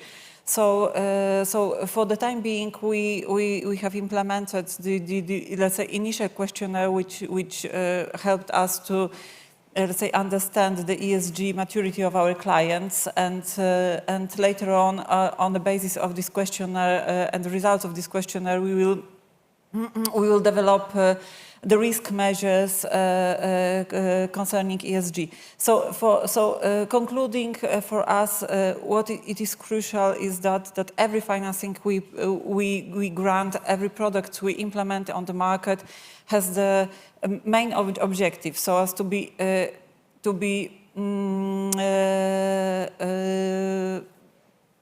have a positive impact on social and environmental development of the Polish economy. And on top of that, we will put it in the legal and ESG framework, which we are obliged to as every bank in European Union. Thank you. Thank you. That's very interesting. Dr. Wiśniewski, you're in charge of developing new products and indices here at the Warsaw Stock Exchange. As we all know, ESG investing has become the new norm by law in the European Union, by the introduction of so-called EU taxonomy. And the question is, what can the exchange do to support the investors? And where do you see the role of the exchange and potentially perhaps new products or trends? Thank you for this question. I would like to add that I'm also responsible for creation ESG strategy for Polish capital market, and one of my role is contact between companies and investors. And my opinion based about this discussion between these two sides. And I think that role of exchanges on green economy transition should focus on two pillars. Firstly, exchanges as a trading venue should create bridges between investors and issuers. Currently, many companies are publishing non-financial reports with different standards, GRI, SASB, and TCFD, which was mentioned before. But very often, data which is available in this non-financial report are not useful from perspective of investors. Why? Because investors need very specific information in process of investment, in taking the decision, buy or sell. And our role focus on preparing dedicated document, which called ESG guidelines. And this document was prepared in discussion between issuers and investors. And we ask investor which data from non-financial perspective you need, which is very important from investment perspective. And as the result of this discussion, we created the document which is indicated different important indicators. If the company will prepare a non-financial report which will cover these indicators, then this information will be useful, and that will be a very, very good job. Secondly, exchanges as public listed companies are especially a benchmark for other public or non-public companies. Why? Because exchanges can also publish own non-financial report with different standard and with different proposal. We, as the Warsaw Stock Exchange, are of course also public listed company, and at the end of the previous year, Warsaw Stock Exchange Capital Group published first ESG strategy according to SDGs, and this report was according to GRI standard. And we hope this will be very good inspiration for companies which are looking for how to spend the investor needs. Thank you. So we had the perspective of liquid assets that are traded here at the stock exchange. Now moving to more private projects, so private assets. Dr. Wilk, you are specialized in impact investing, and we know this has been a trend that established itself as one of main sustainable investing strategies, and it has been gaining ground over time. Now, to being successful in impact investing, we need proper impact measurement. And what is your view on that, and how can you compare Poland and Switzerland with that regard? Thank you so much for the question. I would say that what we are observing right now on the market is the paradigm shift. So oftentimes we no longer talk about sustainable finance, instead we talk about impact finance. And therefore the impact investing strategy is becoming one of the, or it's becoming the most popular strategy among all available sustainable investing approaches. It is also, and I would like to emphasize that it is also the most reliable strategy, given the fact that it is not sufficiently enough to declare that we are going to achieve an impact. We have to prove that.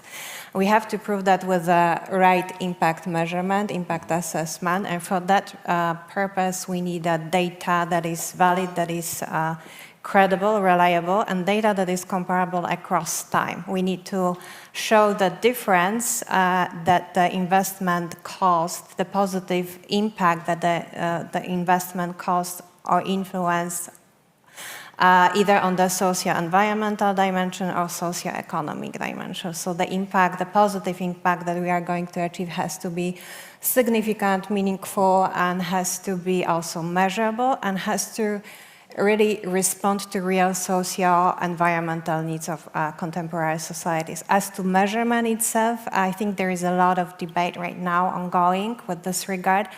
All we need in the financial sector is already in the science, in the field called sustainable development. There are multitudes of different sustainability advanced analysis, impact assessment, impact measurement is there. So the challenge is to bring all of that to the financial sector in a credible way. But I think the biggest challenge is to gain so-called a common agreement of the financial sector as to the standard or set of standards that we would like to follow and comply with. And for that, we need also a bit of a change of attitudes and behaviors, and we need also perhaps campaigns raising awareness and educational programs. Thank you. Poland and Switzerland, there was also a question. Yes. So Poland, in Poland, the market is signaling some interest in impact investing, in impact products such as impact startups, ventures, impact funds. The Swiss market is very much advanced with this regard, so the market is, the offering of the market is very complex and very diversified, and also the awareness is of the concept and how to apply it is very much advanced. Thank you. I think that I fully agree with you. In Switzerland, the market for impact funds is already developed. There are several established players. However, here in Switzerland, we have a lot of interesting investment targets that we can look at, and companies that bring both technology and experience to actually have an impact on the ground. Now we move to the legal side. Piotr Augustiniak has not only been successful in advising companies on transactions and tax advisory, both from Poland, Swiss, and on international scene, but he has also gathered years of experience in wealth management. Now, when you speak with companies or private wealth clients, what do you recommend them in terms of sustainability? Thank you for this question, Tomasz. I think that from the Swiss perspective, as anybody from here already said, we have the access to enormous amount of data about ESG, and Swiss government also puts a big and important point on that, saying we should be sustainable. It's sometimes even said we should be Swiss-tainable. So from the Swiss perspective, it's a perfect place to show also to the Polish clients how important this ESG approach may be. However, I'm afraid that we are at the beginning of the road. It's not like, the target as such. Investors always look for the value proposition and the return. So as long as we may find and see the correlation between the sustainable finance and ESG investment, then we are able to advise and show some interesting targets or instruments. In my opinion, Polish clients right now can divide in few groups. Curious ones who simply want to know more about this pretty new approach. Some of them are very aware of the importance of green financing, and some of them are simply focused on the return, and they simply react in a certain point of time. I will give you the example from, let's say, alternative markets like diamonds. As we are in very turbulent times right now, I see higher demand on alternatives like diamonds.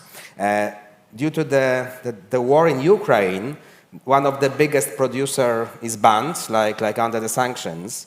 So the others see the increased interest in purchase of diamonds. On the other hand side, they try to show how sustainable they are, what is the way they get the diamonds in a very, very human way. But I'm afraid that for the clients, it's not the key factor if they purchase. They simply want to best stones, easily accessible, even sometimes in physical to get and keep. So, as I said, in my opinion, it's a proper path, but we are only at the beginning. Mm-hmm. Thank you. That's very interesting. And you mentioned a very important aspect. So we have a side of a positive risk and return criteria, and at the same time bringing it together with sustainability. And the example you mentioned from the diamond market is actually very representative, because it was one of the first markets in the commodity space that has actually come up with responsible mining initiatives. So now when you're buying diamonds for a wedding ring or something else, you can actually choose between one that is extracted from a responsible mine or irresponsible mine. And I guess I hope you choose the one from a responsible one. Right. So now we move back again to liquid assets.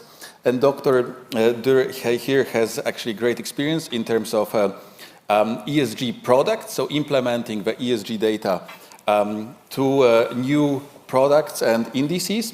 And now, where do you see the future of ESG products? So what the investors ask about, and where do you see the potential challenges? Yeah, thank you for having me here, and thank you also for that question.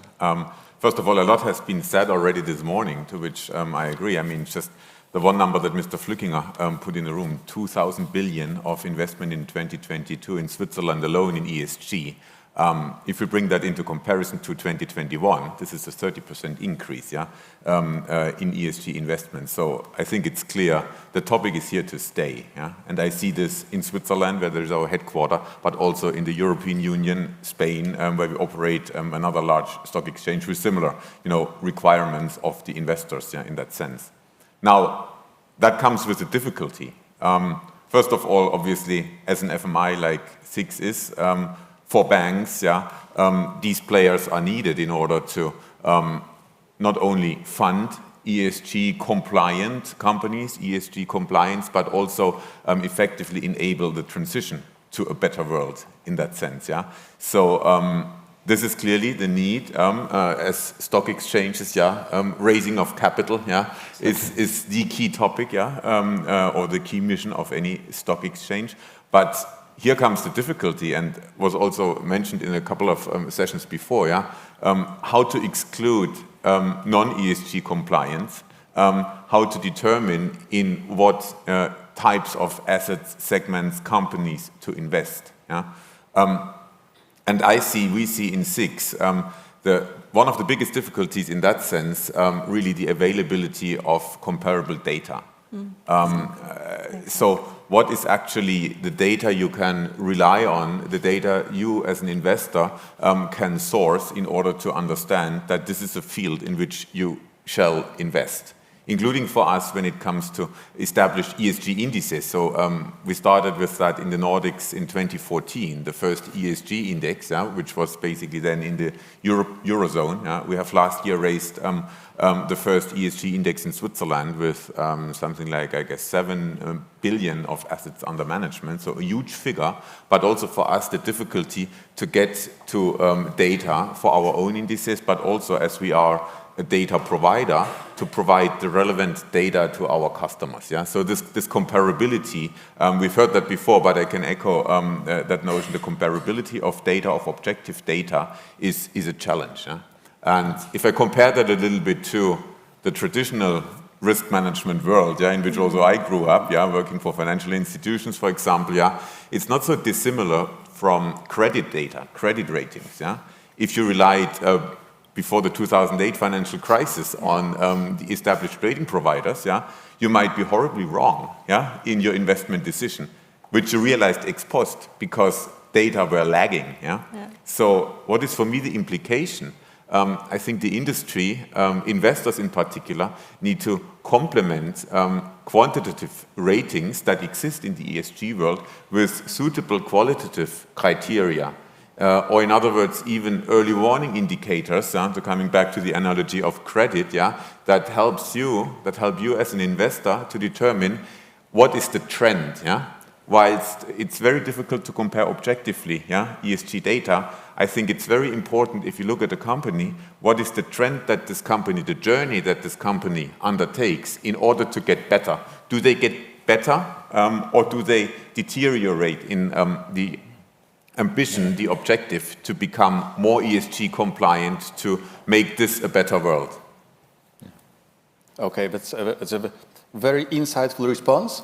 I fully agree with you. The lack of agreement on what data to use and how to use it remains a problem. This has been pointed out, for example, by researchers from the MIT and University of Zurich, by Florian Berg and Julian Kulbel, who have shown that for one single company, you can have one rating that is very low and another rating that is very high. Absolutely. And this is very confusing to investors, right? Absolutely. And it leads to completely different investment allocation and investment decisions.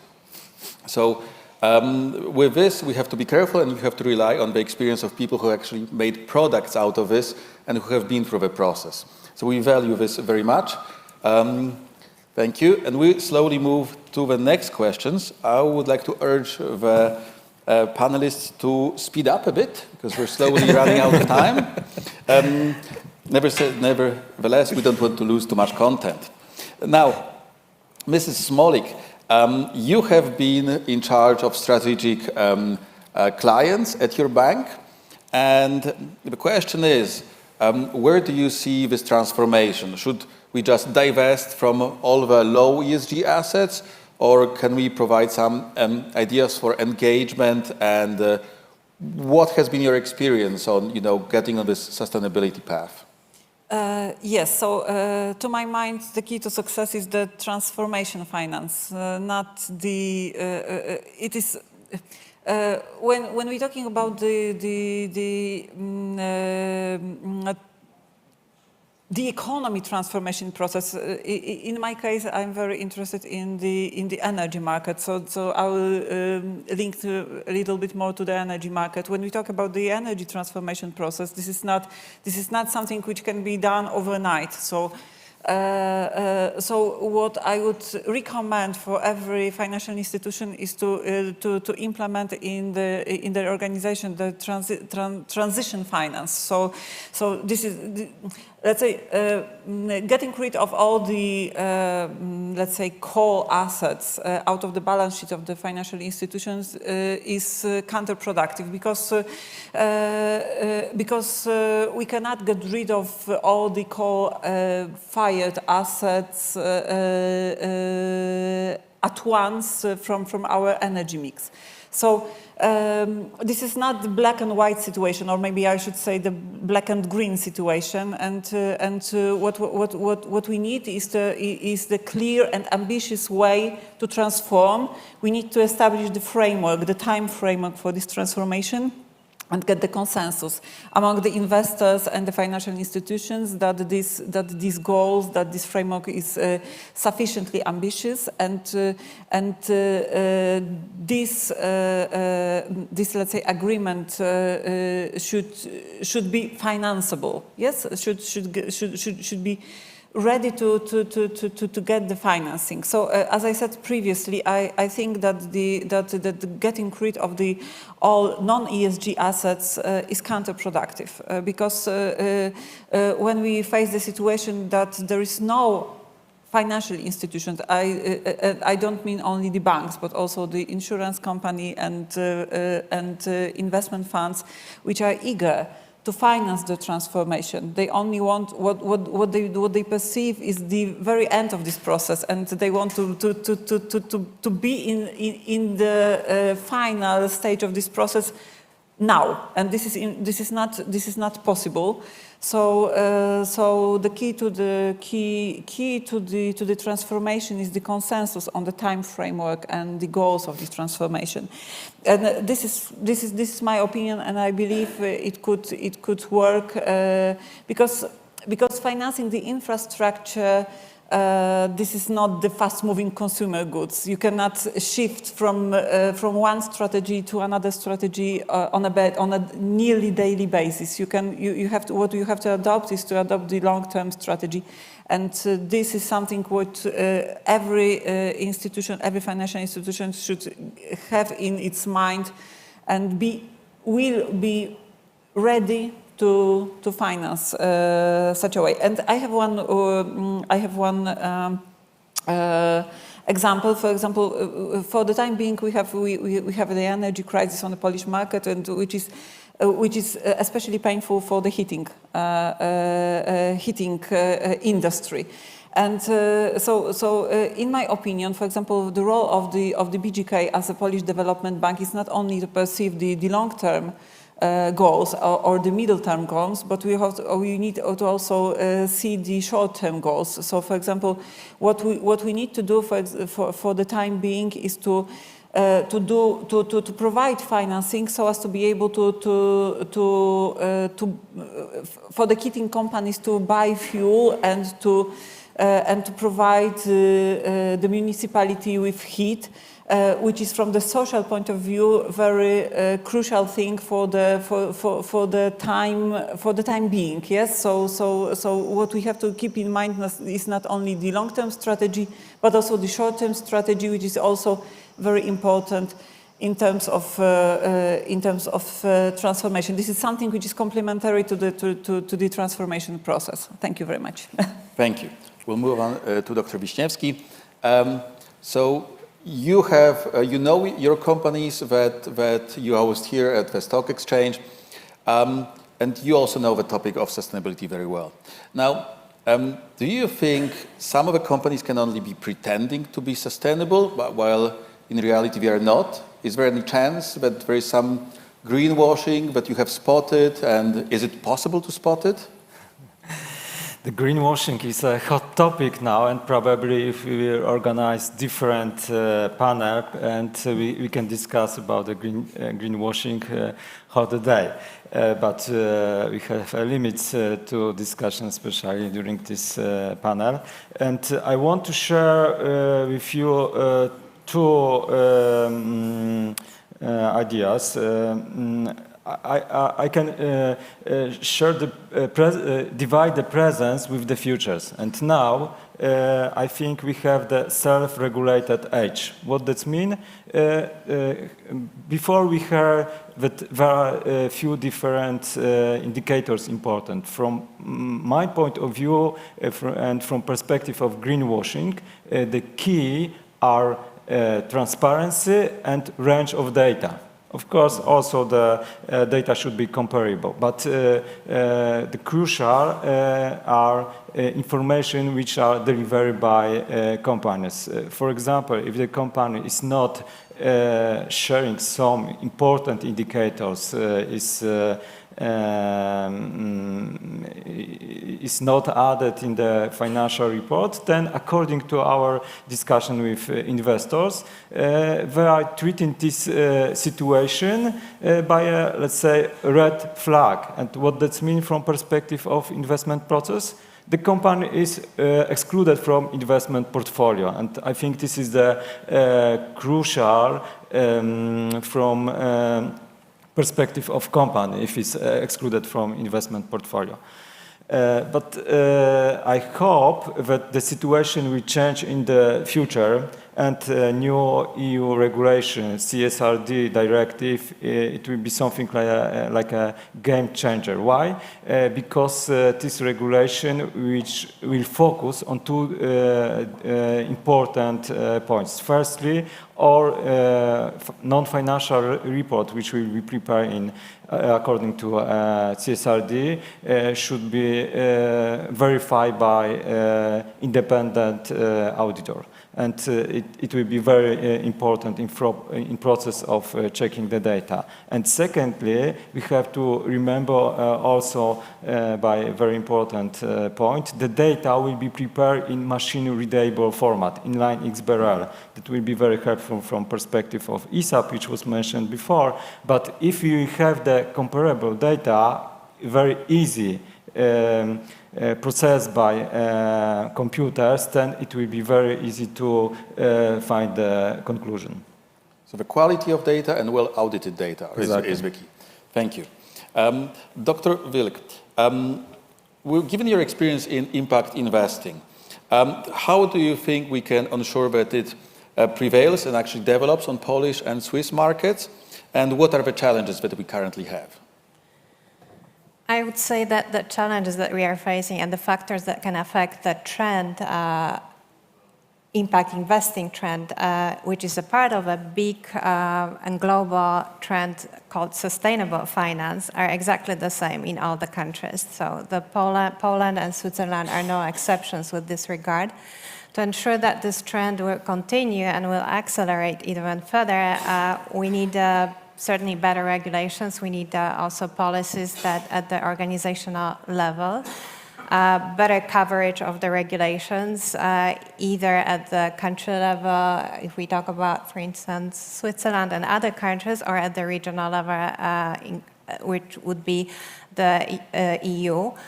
We also need educational programs that are very much practically oriented, that enable students and current professionals who would like to increase their qualifications to verify data, to verify products and services, so-called sustainable or impact products, to be able to critically assess again, data, to analyze data, to interpret it correctly and draw conclusions and recommendations for the clients.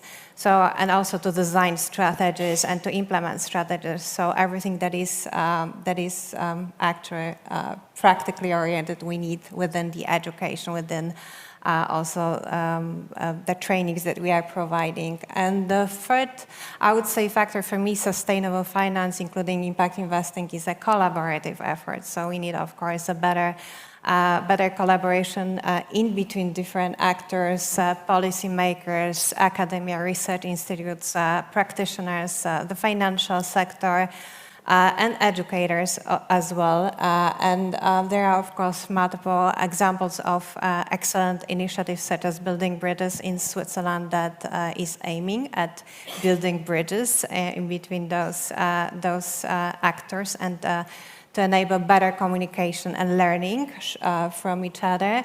There are also examples of excellent initiatives overseas in the US. Columbia University, Harvard, and Yale do have research initiatives, sustainable finance research initiatives that are developing very well right now. And ultimately, I would say, and probably this is the key, we need to prove that the sustainable finance or impact investing is not just a story that we are keep telling, that we bring tangible results, that we bring a positive change to, and we respond to real challenges that we face globally and regionally right now. We have to prove that.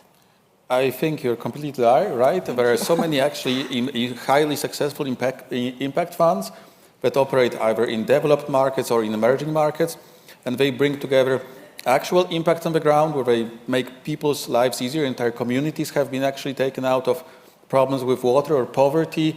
In other countries, they have provided new access to electricity or sanitation, and at the same time, this has been shown as a highly effective and high return investment strategy. So this really combines, but the problem is the lack of education and lack of data. So this is what we need to work on. Now, Piotr Augustyniak, you know very well the tax and regulations around investments. What do you think are the potential levers that we can apply to push the clients towards more sustainable products? Yes, I think that the proper tax environment, I mean tax incentives, new taxes, and clear and stable way to get it, it's pretty important. As from the investor's perspective, we always take a look on the net result, and from the gross result to the net result, in between we have taxation. So this is the moment, as Kasia said, for collaboration. So the design of the new tax environment requires the collaboration of many actors, because in one way we may go to the increase of the tax burden, like carbon taxation. In the other way, we can find a proper plot of tax incentives, IP boxes, R&D, special regimes, which may result in a better valuation of companies which care. That's my point. Okay, thank you for being concise. This helps. So we now move to Dr. Jochen Dürr. Now, in terms of being specific on what data can be used, what do you think would be the most important metrics that investors should follow, and why? So what is the key things to follow in sustainable finance? That's a tricky question, and especially I know. in my role, I'm not supposed to give investment advice, nor could I do. But also building upon what Thomas said before, and challenges we heard in the previous session around what I consider an level playing field coming from regulation around transparency of data. Yeah. Generally, I would say if I were an investor and were to select ESG compatible products, I would definitely look at two sides of the coin. First, obviously, some objectivized data that come from data providers, yeah, kind of ratings, yeah, because that's what's out there. But I would definitely try to complement that with as much as possible qualitative information, sentiment analysis, etc. This is very difficult, but I would try to understand what is the trend of a company or a project, yeah, in various aspects on the way to better sustainability, yeah, and that's obviously specific, yeah. Every company would be different, yeah. Reporting standards are still not aligned, yeah. So that's a challenge that I would need to address as well, and I think investors need to address right now. But, and I come back to my previous point, I would not blindly rely on a rating or ratings because that might lead to suboptimal decisions about allocation of investments and funds. Mm-hmm. Thank you. Very, very interesting. Thank you for your insights. We can talk about further insights and further ideas and questions during a coffee break, and this is when you can get more insightful and detailed responses. Now, I'm looking at my Swiss friends, the organizers. You have to remember Swiss is, I think, the most punctual nation on the planet, so we have 1 minute left. Yeah, good. Let me summarize this a bit very heterogeneous panel, because we had a bank, we had 2 stock exchanges, we had the impact investor and the legal side. So this panel shows that sustainable finance, this is not a hobby, this is actually a factual change in the financial industry. Partly comes from investors, partly it comes already from the regulators, and this is on the upward trend. So this is not something we can neglect. We have to follow all the regulations throughout the economy, from small companies to large companies, what's going on, think about how to do it. And again, for this, it takes time. And will not happen overnight. This can take decades. As an example, I would like to bring up the question of energy independence, and this is where Poland can learn a lot from Switzerland. Switzerland is to 80% relies on renewable energy and is actually independent in terms of energy consumption. Why? Because 150 years ago they decided to invest in a number of renewable energy sources such as water, and by 2010 they have reached this number. But it took a century of implementation to reach this noble goal. So I think, again, for sustainable finance, we have very prosperous decades ahead of us, and with such experts on Polish and Swiss sides, I'm sure we will reach it. So thank you very much. Thank you very much. Thank you very much, dear panelists, for this insightful discussion. I think we all followed you with great attention, and thank you, Tomasz, for this great moderation. Ladies and gentlemen, we're having now a coffee break, 15 minutes, so we meet again at 12 for a second panel on FinTech opportunities in Poland and Switzerland. And panelists of the following panel, I would like to ask you to just approach here this table for the microphones. So see you again at 12. Thank you. Okay.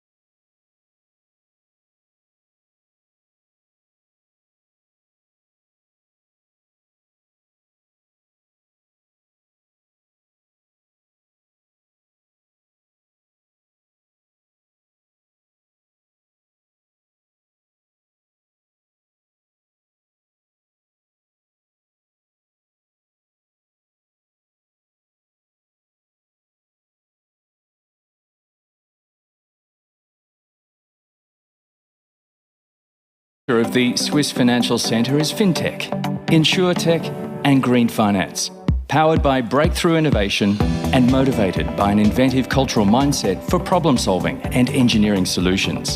In 2020, Switzerland held the record for the highest number of patent applications per capita in Europe, was #1 for innovation according to the EU Innovation Scoreboard. And there were more companies registered in 2020 than in any previous calendar year, demonstrating a strong capacity for crisis resilience.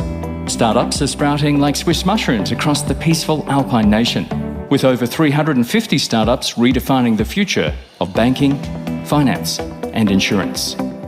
Reinsurance firm Swiss Re is a member of the Trinity Challenge, a global coalition seeking to utilise data analytics to predict and prevent disease, epidemics and pandemics.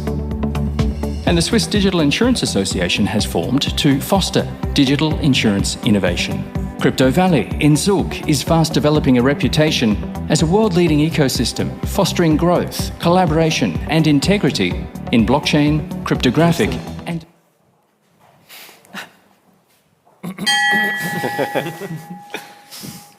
So trzy razy, the last time now. Ladies and gentlemen, I feel invited here to join us for this discussion.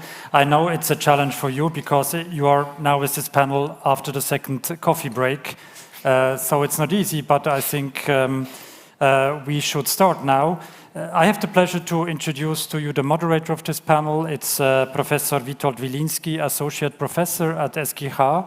Warsaw School of Economics and CEO of GPW Tech, which is a daughter company of the place we are here now. And I think we are ready now. Professor Wilinski, the floor is yours. Yes, thank you. The title of today's panel, this is FinTech Opportunities in Poland and Switzerland.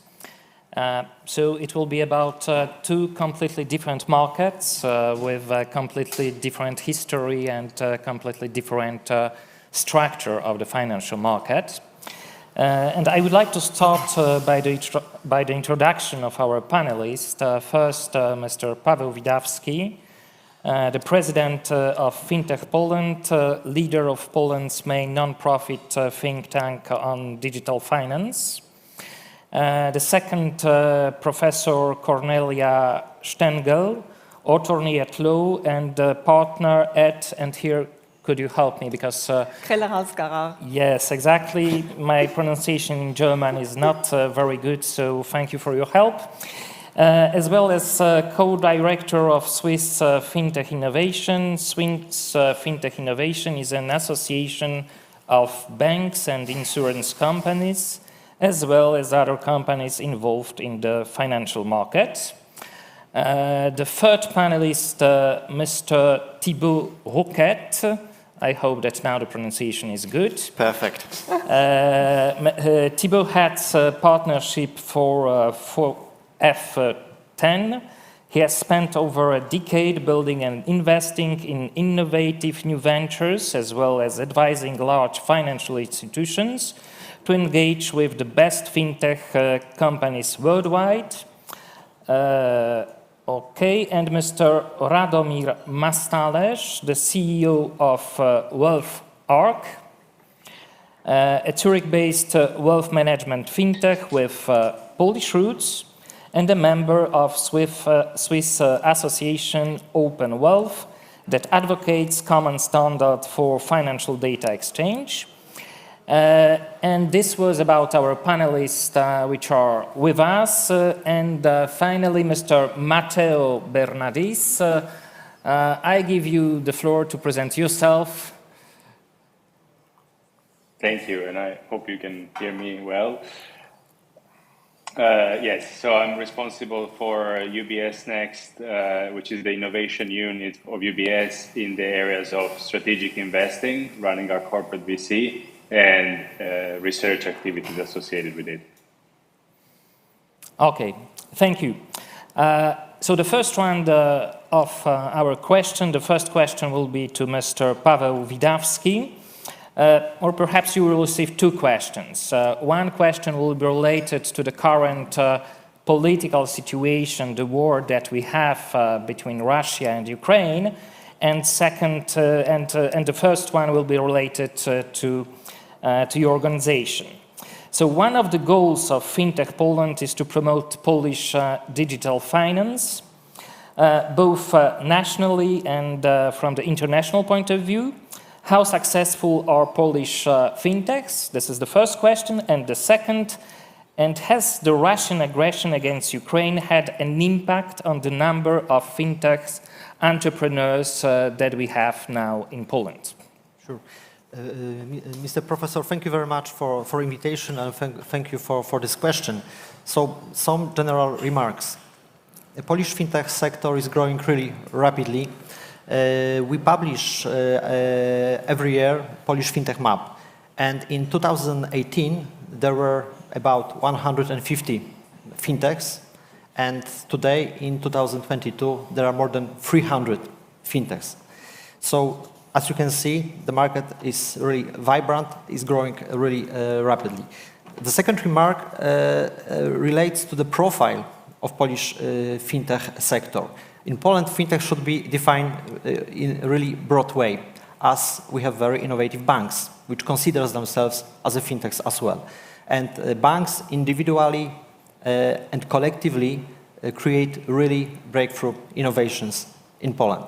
Good example is, of course, BLIK, a very strong player, a really strong brand, which is widely known. So, answering this question, Polish. Which starts the expansion abroad, of course. Yes, it's quite important, as traditionally Polish fintechs are rather focused on Polish local market.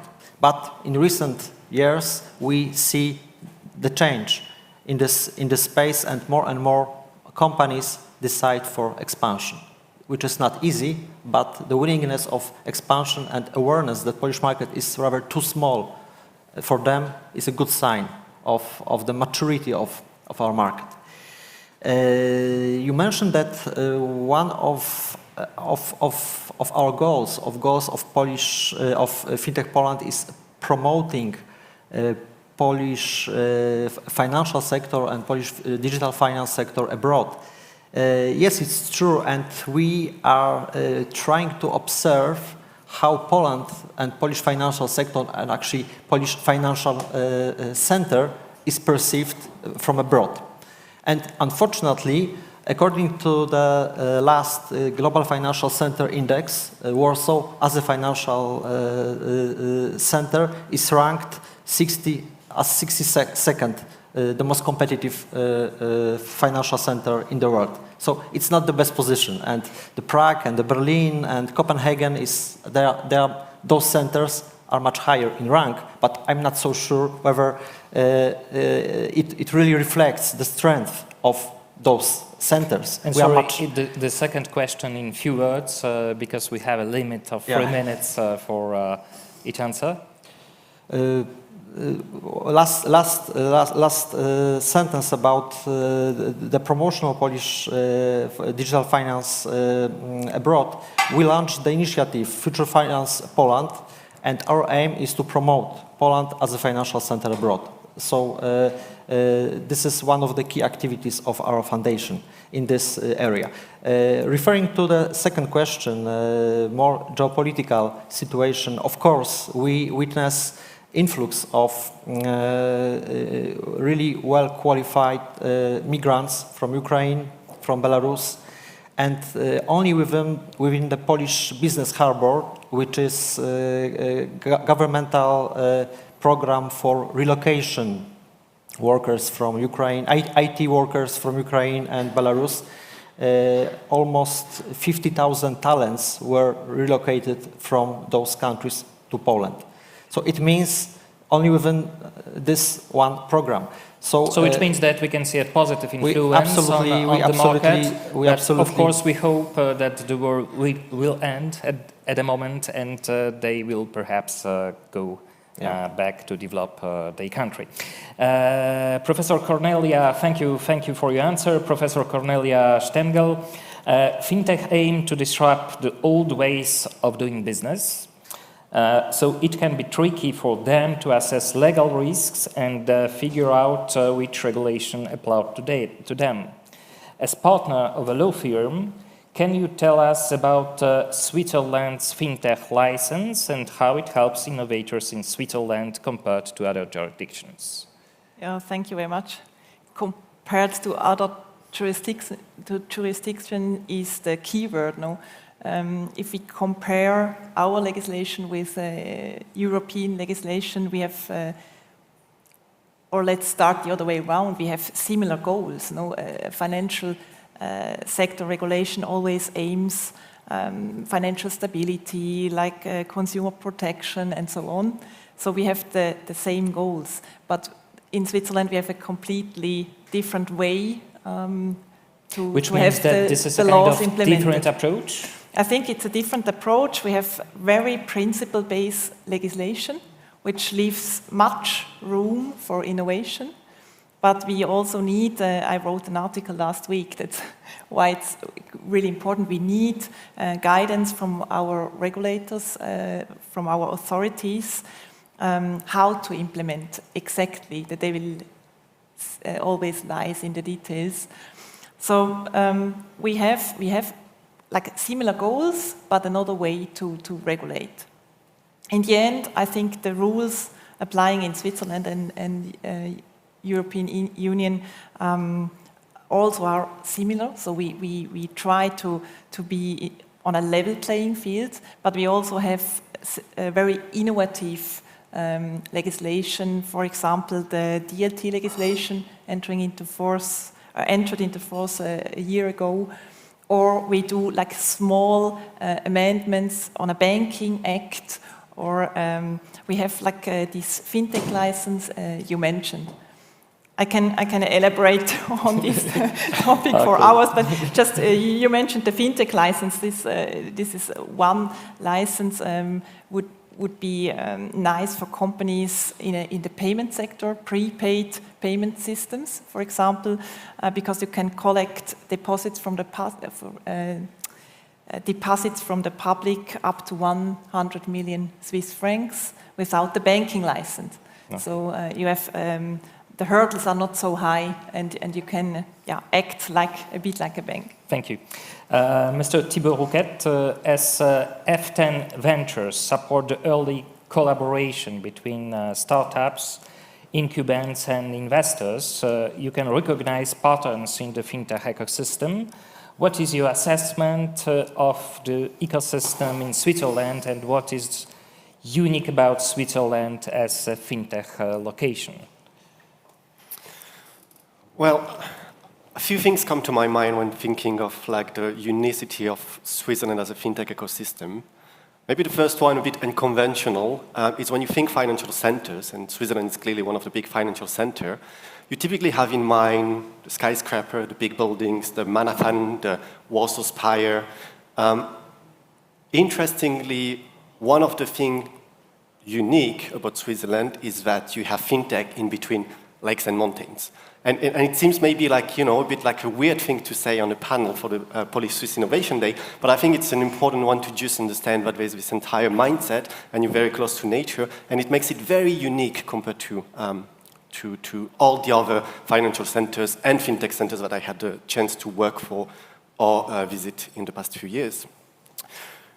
The second, maybe more conventional, like I can mention here, and which is key, and which I think Switzerland is really leading, is obviously everything related to the crypto scene, digital asset. We just mentioned the DLT regulation, where clearly, I mean, all the biggest blockchain technologies are somewhere into the crypto valley in Zug, which is close to Zurich. So I think this is clearly one of the places where it's very thriving. There's still like lots to do, but it's really unique that you don't see anywhere else in the world. And then maybe the third point that comes to my mind, which is more like where we have the potential, but there's still like more to do, is around the area of wealth management. I mean, Switzerland is leading center for wealth management globally. Yet we have Wealth here in the panel, which is great. I think we can see much, much more. We have a wealth transfer coming. We still have the old way of doing a lot of wealth management, and I think there's a huge potential in Switzerland to tap next into FinTech in wealth management. So to summarize, FinTech between lakes and mountains, the DLT and crypto space, which is the big one in the world, and then the potential for wealth management fintech. Okay, thank you. And Mr. Radomir Mastales, WealthOrg equips wealth management with the latest technologies and digital innovations to speed up process and increase client success. You know both the Polish and Swiss markets very well. What similarities and what differences you can find in that area? Thank you for this question. Similarities are obvious to me. Both countries, Switzerland and Poland, have drive for innovation, drive for digitalization. They just chose different paths how to achieve that. So the two main differences I see is, first of all, is time horizon. So Switzerland is really looking forward in like 20, 30 years forward. What's going to happen, how our decisions today are impacting the future. Even the small companies, small businesses, they really think about every decision they make, how it's going to impact the future of their business. And do you think that the legal environment has an influence here, comparing the European legal environment and the Swiss environment? I think it's both legal environment, which is much more stable than in Poland or in European Union, and the culture that was built over the years in Switzerland. And I think second big difference between Poland and Switzerland is the risk appetite. So Switzerland, I think, is much more risk averse, and the decision process is I think longer. But once it's made, they're really persistent and stick to it, and for many years and move forward. And so you told us that the Polish KNF, the financial supervisory institution, is less strict than in Switzerland? I'm not saying it's less strict, it's more strict. I'm just saying that the legal framework in Switzerland is more stable than in Poland over time. Okay, I understand. Thank you for... Yes? What I think it's good in Poland, there's more approach, like trial and error approach. So there's more acceptance to make failures, try different things, and then choose what's best. Okay. Thank you. And Mr. Matteo Bernardis, after returning from Hong Kong, you launched UBS Next, the corporate venture capital initiative of UBS for early stage fintechs. From the perspective of UBS as an investor, what hurdles do fintech startups face, and what roles can risk-taking VC initiative like UBS Next play? Thank you, and I hope that you can still hear me. So when we came to set up and launch UBS Next, the idea was that we would create another channel for us to connect with the startups and help them distribute the product, connect with the organization to help us innovate. And the startups that we talk to are companies that work with us directly, so more like corporate technology type of solutions, or can be like fintechs that distribute in a sort of B2B2C through us, or even direct to consumer, so different models. What is common across all of them is that they are looking for a channel to distribute, and also they need to learn how to navigate a bank of the size and complexity as UBS. So we launched Next with not only as an investment initiative, but also with other parts. So we have an incubator that we use to try out these technologies and connecting with the business more easily. We do a lot of work around intelligence to understand where we need to focus our efforts, just to not to waste time in areas that we don't think that are going to yield any potential. And we also have what we call a catalyst, which effectively tries to make the process of onboarding, running proof of concept and sort of trying out new things easier. So really our job is to create that channel, get to know the companies and work with them, and then make it easy for them to work with us. Okay, thank you. At the second round of questions, we'll start again with Mr. Paweł Widawski. And the question will be a little bit related to the previous panel. To what extent is sustainability a concern or even a selling point for Polish fintech firms? I believe both. On the one hand, it's quite a challenge. As it was said today, ESG requirements are really tough. And it seems that even for big financial institutions, for banks, it's really a tough challenge. And within the next 2 years, about 50,000 enterprises across European Union will be obliged to implement ESG rules, and fintechs are no exception. So this is a great challenge. I have the impression that it's still a terra incognita for fintechs in Poland. So they definitely need some help how to comply with ESG regulations. But on the other hand, it's a great opportunity. Great opportunity. And perhaps it's easier than in other sectors, yes, comparing to, for example, a simple industry. You're based on services, and I think that here it could be an opportunity for you. It is opportunity specifically because fintechs have great access to breakthrough technologies like big data, artificial intelligence, and they, thanks of that, they can really benefit for or contribute to sustainability. So I believe that absolutely this is a great opportunity. We, even here in Poland, we observe a number of really interesting ventures focused on carbon footprint measurement, and they expand really aggressively also abroad. So I believe it's opportunity for Polish fintechs. Okay, thank you. And the next question, Cornelia.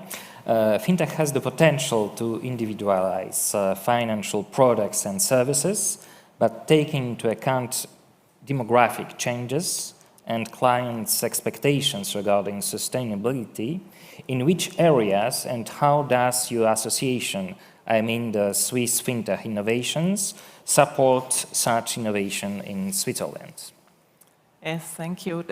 Swiss FinTech Innovations, as you mentioned before, is an association of banks and insurance companies, and the association tries to report, analyze trends, but also gives a playground for banks and insurances to try to find a way to comply with the new rules, be it in fintech or in sustainability, without having exposed themselves already. So you can use the association as working place, exchange experience, and for this reason we work together with many partner associations.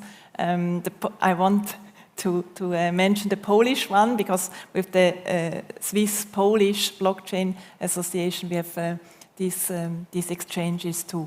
So I think that what an association can do is not deliver the solutions, but giving the ground, a basis, and maybe sometimes push a bit in a special direction. Okay, thank you.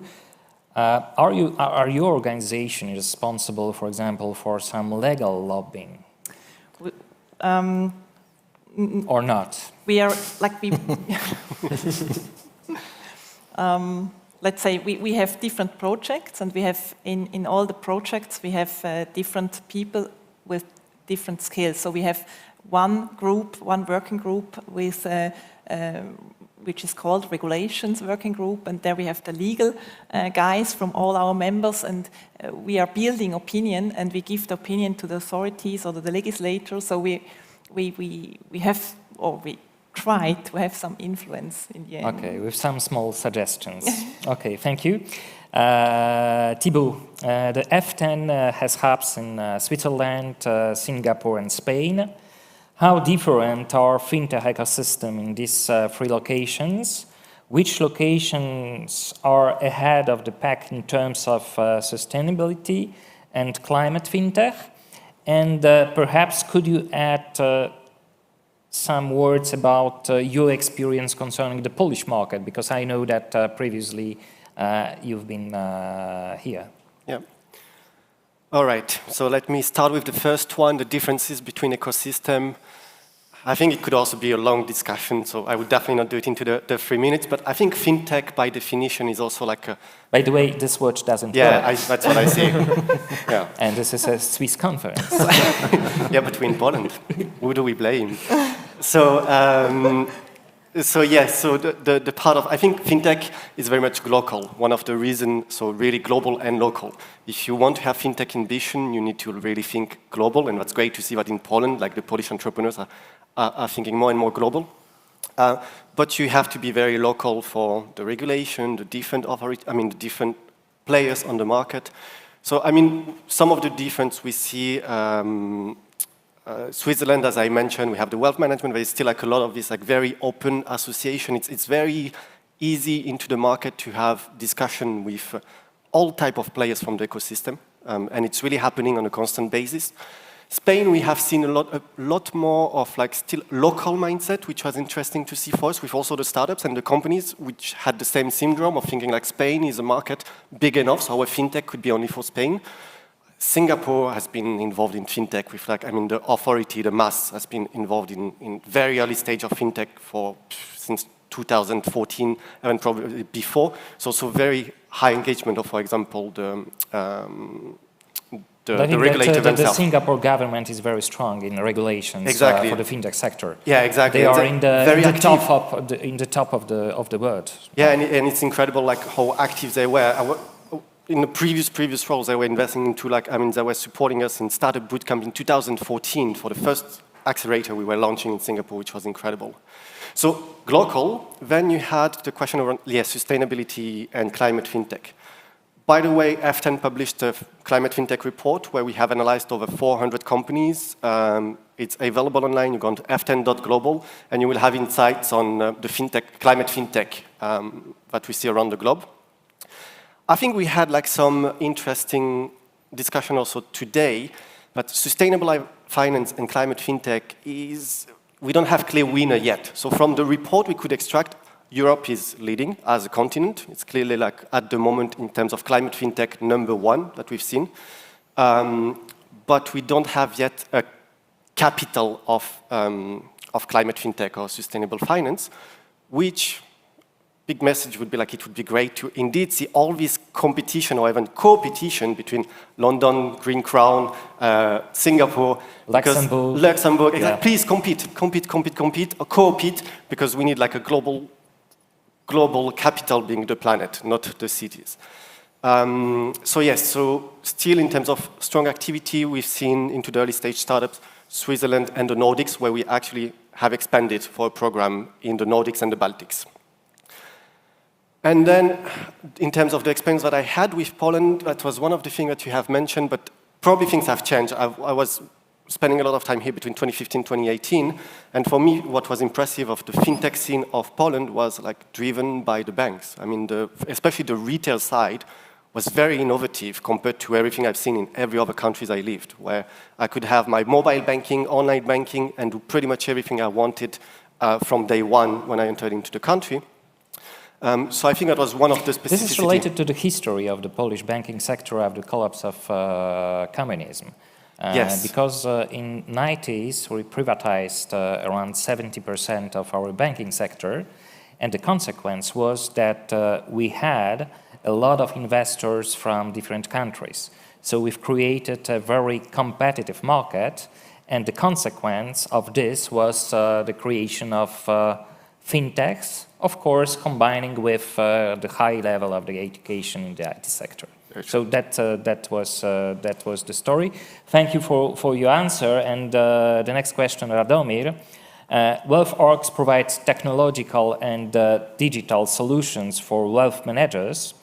How do sustainability metrics, which are likely to grow in importance, fit into your data-driven wealth management platform? Thank you. So we ask our customers, wealth managers, asset managers, family offices, last year, we asked them a question, whether they want to see ESG data on our platform. And they all raised hands, said yes, of course. And then we said, okay, but it's not for free, you need to pay for this data. And it's okay, let's wait then a bit and see what happens. So I would say that the good example comes from the top, so on the government level, on the bank level, it's already happening now, but for the SMEs, the small, medium-sized companies, they are still waiting for this, I would say, adoption of the ESG. And for this to happen, I mean, a few things needs to be in place. First of all, companies needs to disclose the ESG information regularly and in unified form. It needs to be quantifiable, so you need to be able to compare those different ESG information between different companies. And then welfare comes into place where we apply those ESG ratings to the real investment portfolios where the customer can see the ESG score of the whole portfolio. So I think it's coming, but I think the small and mid-sized companies and asset managers are not there yet in terms of ESG. It will come. Okay, thank you. And Matteo, the last question. In which areas do incumbents like UBS most need the innovative power of startups to make the financial service delivery fit for the 21st century? Thank you. So the short answer, I think it's everywhere really, and then I'll go for the slightly longer answer. But if you think about how our industry has changed, we used to be, compared to 10, 15 years ago, we used to be a lot more capital intense, and technology was frankly more a headache and sort of the legacy platform than an opportunity. I think now it's definitely not the case anymore, and the connectivity between tech and business is stronger than ever, to the extent that there's almost like a blurred line sometimes.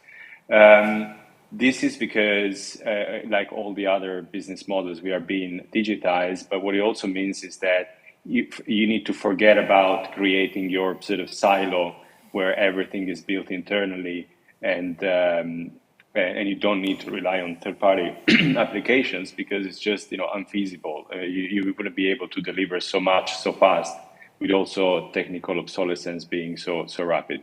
So that's a general statement. Now, for UBS being a wealth manager-centered universal bank, and also personally, my belief, I'm 100% with what Thibaut said earlier. So I think wealth management is a huge potential, because other parts of our industry, like retail, have been disrupted much earlier. I think partially because of higher pressure on margins, but also because it's a simpler industry. But now we have the technological tools to understand clients a lot better, to be a lot closer to clients. Think about sort of embedded models, or sort of touch point models, where you can be everywhere, understand your client deeply, and rely and decrease your reliance on a client advisor to handle most of that relationship. And this is not absolutely, I don't mean this as a cost point, but I mean it as a quality of the relationship point, as a omnipresence, understanding, personalization. There's a lot more that we can do thanks to technology, and I'm really looking forward to that part in particular. And maybe one other area which is a little bit further away, but I think we're still seeing just the beginnings of what decentralized finance will bring to our industry. I know that this is a little bit trite, but I do see that maybe certain parts of our value chain are going to be much more distributed. Maybe you will have this decentralized autonomous organization managing certain building blocks, and then you will have financial institutions like us that sort of try to channel all those breadth of technologies into our client bases. So in general, are much more permeable and much more open than it is today. Okay, thank you. Dear participants, do you have any questions to our panelists? We've prepared a microphone, so if somebody has a question. No? This is a quiet audience, very listening to us, like they would be. So if not, to summarize our panel, so what we can observe? We can observe a relatively similar legal framework in Switzerland, in Poland.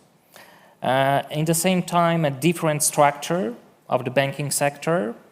In Switzerland, dominated by Swiss banks, of course.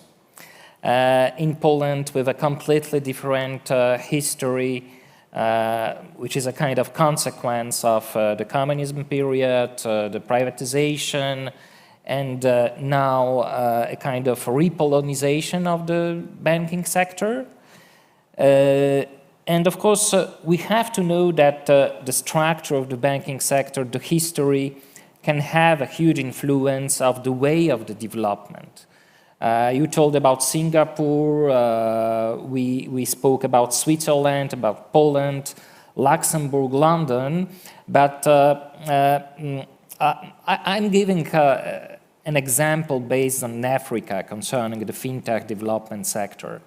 The structure of the banking sector in Africa is completely different because they do not have, or they hadn't offices, big structure of the banking sector in each village or town, and it provokes a very sharp, very fast development of the mobile fintech sector in Africa. And in some details and in some aspects, we have to follow now Africa, even Switzerland and Poland. So we have, anyway, we have to find good examples for a good development of our businesses. Thank you for your attention. And thank you, all panelists. Thank you. Thank you. Thank you, Professor Witold Wilinski, for moderating the panel. And thank you to all the panelists. For those who have questions later on during the lunch break, be sure to approach our panelists from both panel discussions. And now, without further ado, as mentioned already, we are honored to establish a link to International Geneva, where this week the Building Bridges conference took place for the second time. This is a conference that brings together the UN organizations, the private sector, the financial center of Geneva, the NGOs, and government agencies to discuss sustainable finance. And the conference is the brainchild of Patrick Audier, the president of Building Bridges, chairman of the Swiss private bank Lombard Odier, and also president of the industry association Swiss Sustainable Finance. It's an honor to have you with us. Patrick Audier, the floor is yours. Thank you very much, Excellencies, ladies and gentlemen. Thank you, and great greetings from sunny Geneva to, I understand, sunny Warsaw. I'm very, very pleased to be with you today for this Polish-Swiss Innovation Day that is really exploring the financial sector and how it can be a driver to the green transformation. I'd like to first, if I may, start by thanking the Swiss Embassy in Poland for inviting me and Ambassador Fillier for hosting this discussion and facilitating what I think is the thrust also of Building Bridges, i.e. an exchange of views between all of us involved in this sustainability transition. Switzerland, as you know, has been an active actor in the field of sustainable finance for the past years. Actually, innovating was the word 3 decades ago when we started developing what became the largest community of microfinance institutions. In addition, of course, a number of impact finance institutions, blended finance institutions developed as well. And today I can say that the industry has really embedded the sustainability philosophy behind the development of the financial offering. So this is good news for all of us, and I think it was mentioned already. The news is also that while we have advanced on the financial sector side, we need the other stakeholders to do the same, and we need to talk to each other. And that's why we are indeed today, actually yesterday, we closed successfully the 2022 edition of Building Bridges that gathered roughly 2,000 participants to try to advance topics, subjects, concepts that had to do with sustainable finance efficiency. Perhaps for those of you who are not so familiar with Building Bridges, let me just in a nutshell tell you what it is. Building Bridges is indeed an initiative. It is, of course, more than an event. It's actually a true movement that was started in 2019, which consists of trying to make use of Switzerland's outstanding position in trying to gather all the international organizations and more than that, all the NGOs and perhaps also academia around the financial sector, the real economy, if I may say, and academia to tackle and discuss first of all, the priority items to put on the agenda, and secondly, solutions that can be implemented to accelerate the transition. So basically, the mission of this initiative is to accelerate the transition to a global economic model, which is aligned, of course, with the needs of a just society and a sustainable society. And I mention both because the agenda this year has included, in particular, some of the social aspects of this transition that are, of course, of a great importance. So how do we do that? Well, we bridge these different community sectors and generations through, first of all, a summit, and then a week of workshop sessions, discussions, presentations of initiatives. Basically, this community and this week allows participant, one, to learn, and we all need to learn from each other in this respect. Two, to gather, exchange experience, and perhaps discuss potential collaboration. And three, to position or announce whether a publication, research, new initiatives, such as it's been the case already during the last two editions. But Building Bridges is also willing to be an international platform that really aims to shape the global sustainable financial agenda. The 2022 edition ended after 4 intense days, I must say, in discussion in Geneva, and also this is the news this year in Zurich, where I was yesterday together with the Swiss Finance Institute and Swiss Sustainable Finance. And as our world, indeed, in the present times is facing unprecedented crisis of all nature, I think the Building Bridges Week aimed to explore in this difficult environment what are not only the risks, but also, of course, the opportunities and the challenges that we can take advantage of. We hosted first a high-level summit that showcased new dynamic approaches to align these financial products with the 2030 agenda for sustainable development, and also discussed ways to finance, to finance or to invest in sustainability and inclusive, in particular, agricultural practices. So nature was at the heart of the agenda, but let me just summarize it. The agenda was focusing first on climate-related issue in a sense that much has been done, as you all know, in this respect for the last 2, 3, 4 years. And now we are really facing implementation issues. And I think what we are interested in today to discuss is basically where are the obstacles to facilitate that implementation. I'll give you one example which comes to mind and is often discussed, probably in your country as much as in ours. The financial sector is been considered a bit ahead, perhaps, of some of the industrial sectors that would then resent a little bit the pressure from the financial sector to get information at an accelerated pace. And we have to be careful that there we don't get into a dialogue between the industrial economy and the financial economy or sector that becomes conflicting. And I think this has to do with probably education. It has to do with perhaps tools that we have to put in place to explain what kind of information the financial sector needs to allocate capital properly. And this is a step that I think we should take before it becomes too much of a tension. We were also, of course, very interested in trying to precise a little bit what do we mean by nature finance or nature-based solution. And in this respect, we, of course, got some in-depth presentation on certain aspects of this nature-based solution universe, which is creating itself at a faster pace than we could even imagine. And as you probably all know, which is more perhaps difficult to address today by our sector, by the financial sector, simply because the policy framework itself and also the metrics and measurement or methodologies that apply to that space have not yet been completely discussed and decided on. And we, of course, are expecting a lot from the COP15 conclusions, which on the political side seems to be quite difficult and challenging, but hopefully will allow us to move one step further. Once these aspects are being cleared, we will be, of course, then interested in trying to together focus on the low-hanging fruits in how to allocate capital to nature regenerating types of projects, how to innovate in that space, and I will come to it a bit later. And in this respect, I think the atmosphere of the Building Bridges discussion was really encouraging and motivating for those who are expecting here to be more active.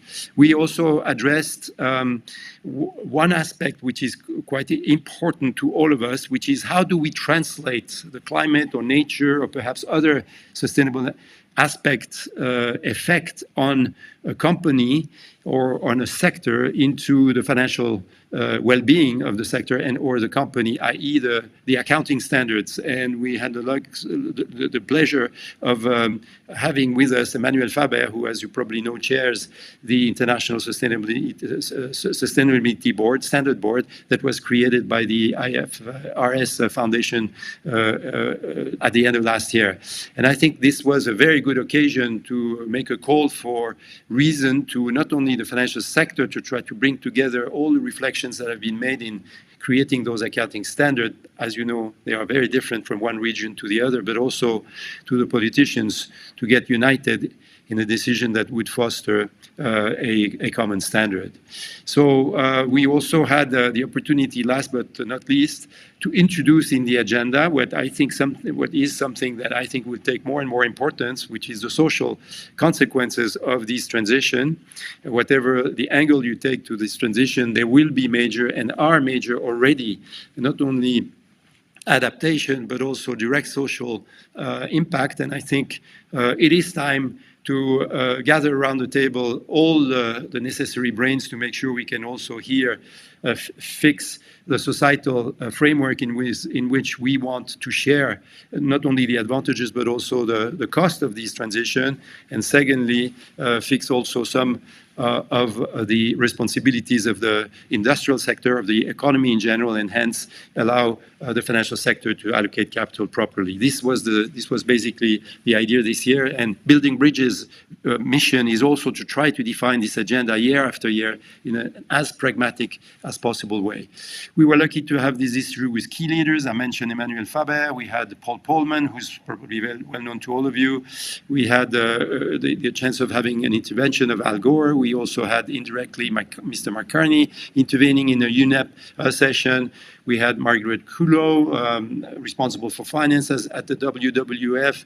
And we also had social entrepreneurs such as Luis Mabulo from the Philippines, 24 years old, a Filipino young lady who has managed to develop a fantastic project encouraging and helping farmers to be effective in a country which is, of course, suffering a lot from the climate change, in particular from a meteorological point of view.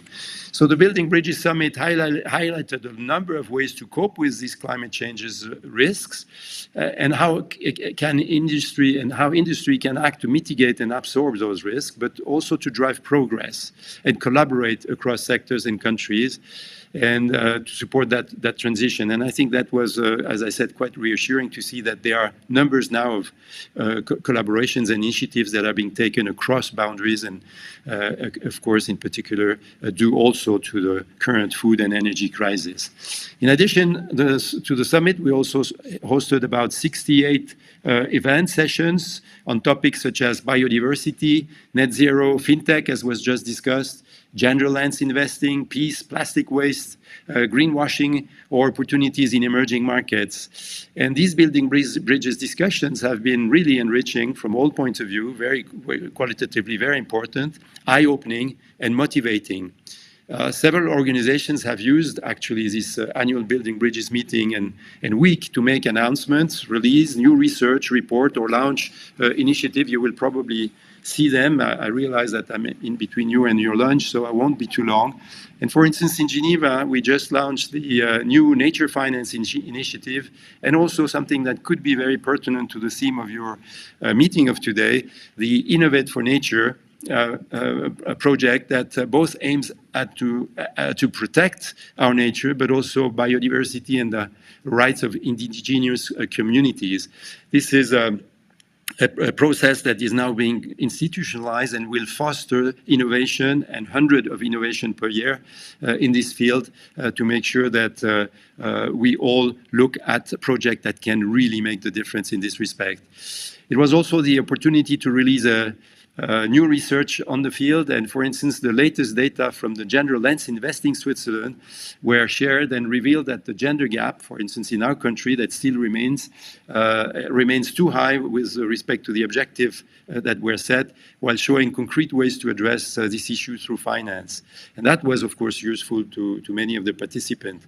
Gender lens investing can lead to, as you know, direct benefit if more data, tools, and guidance are provided to asset owners, to managers, and to us generally in the financial sector.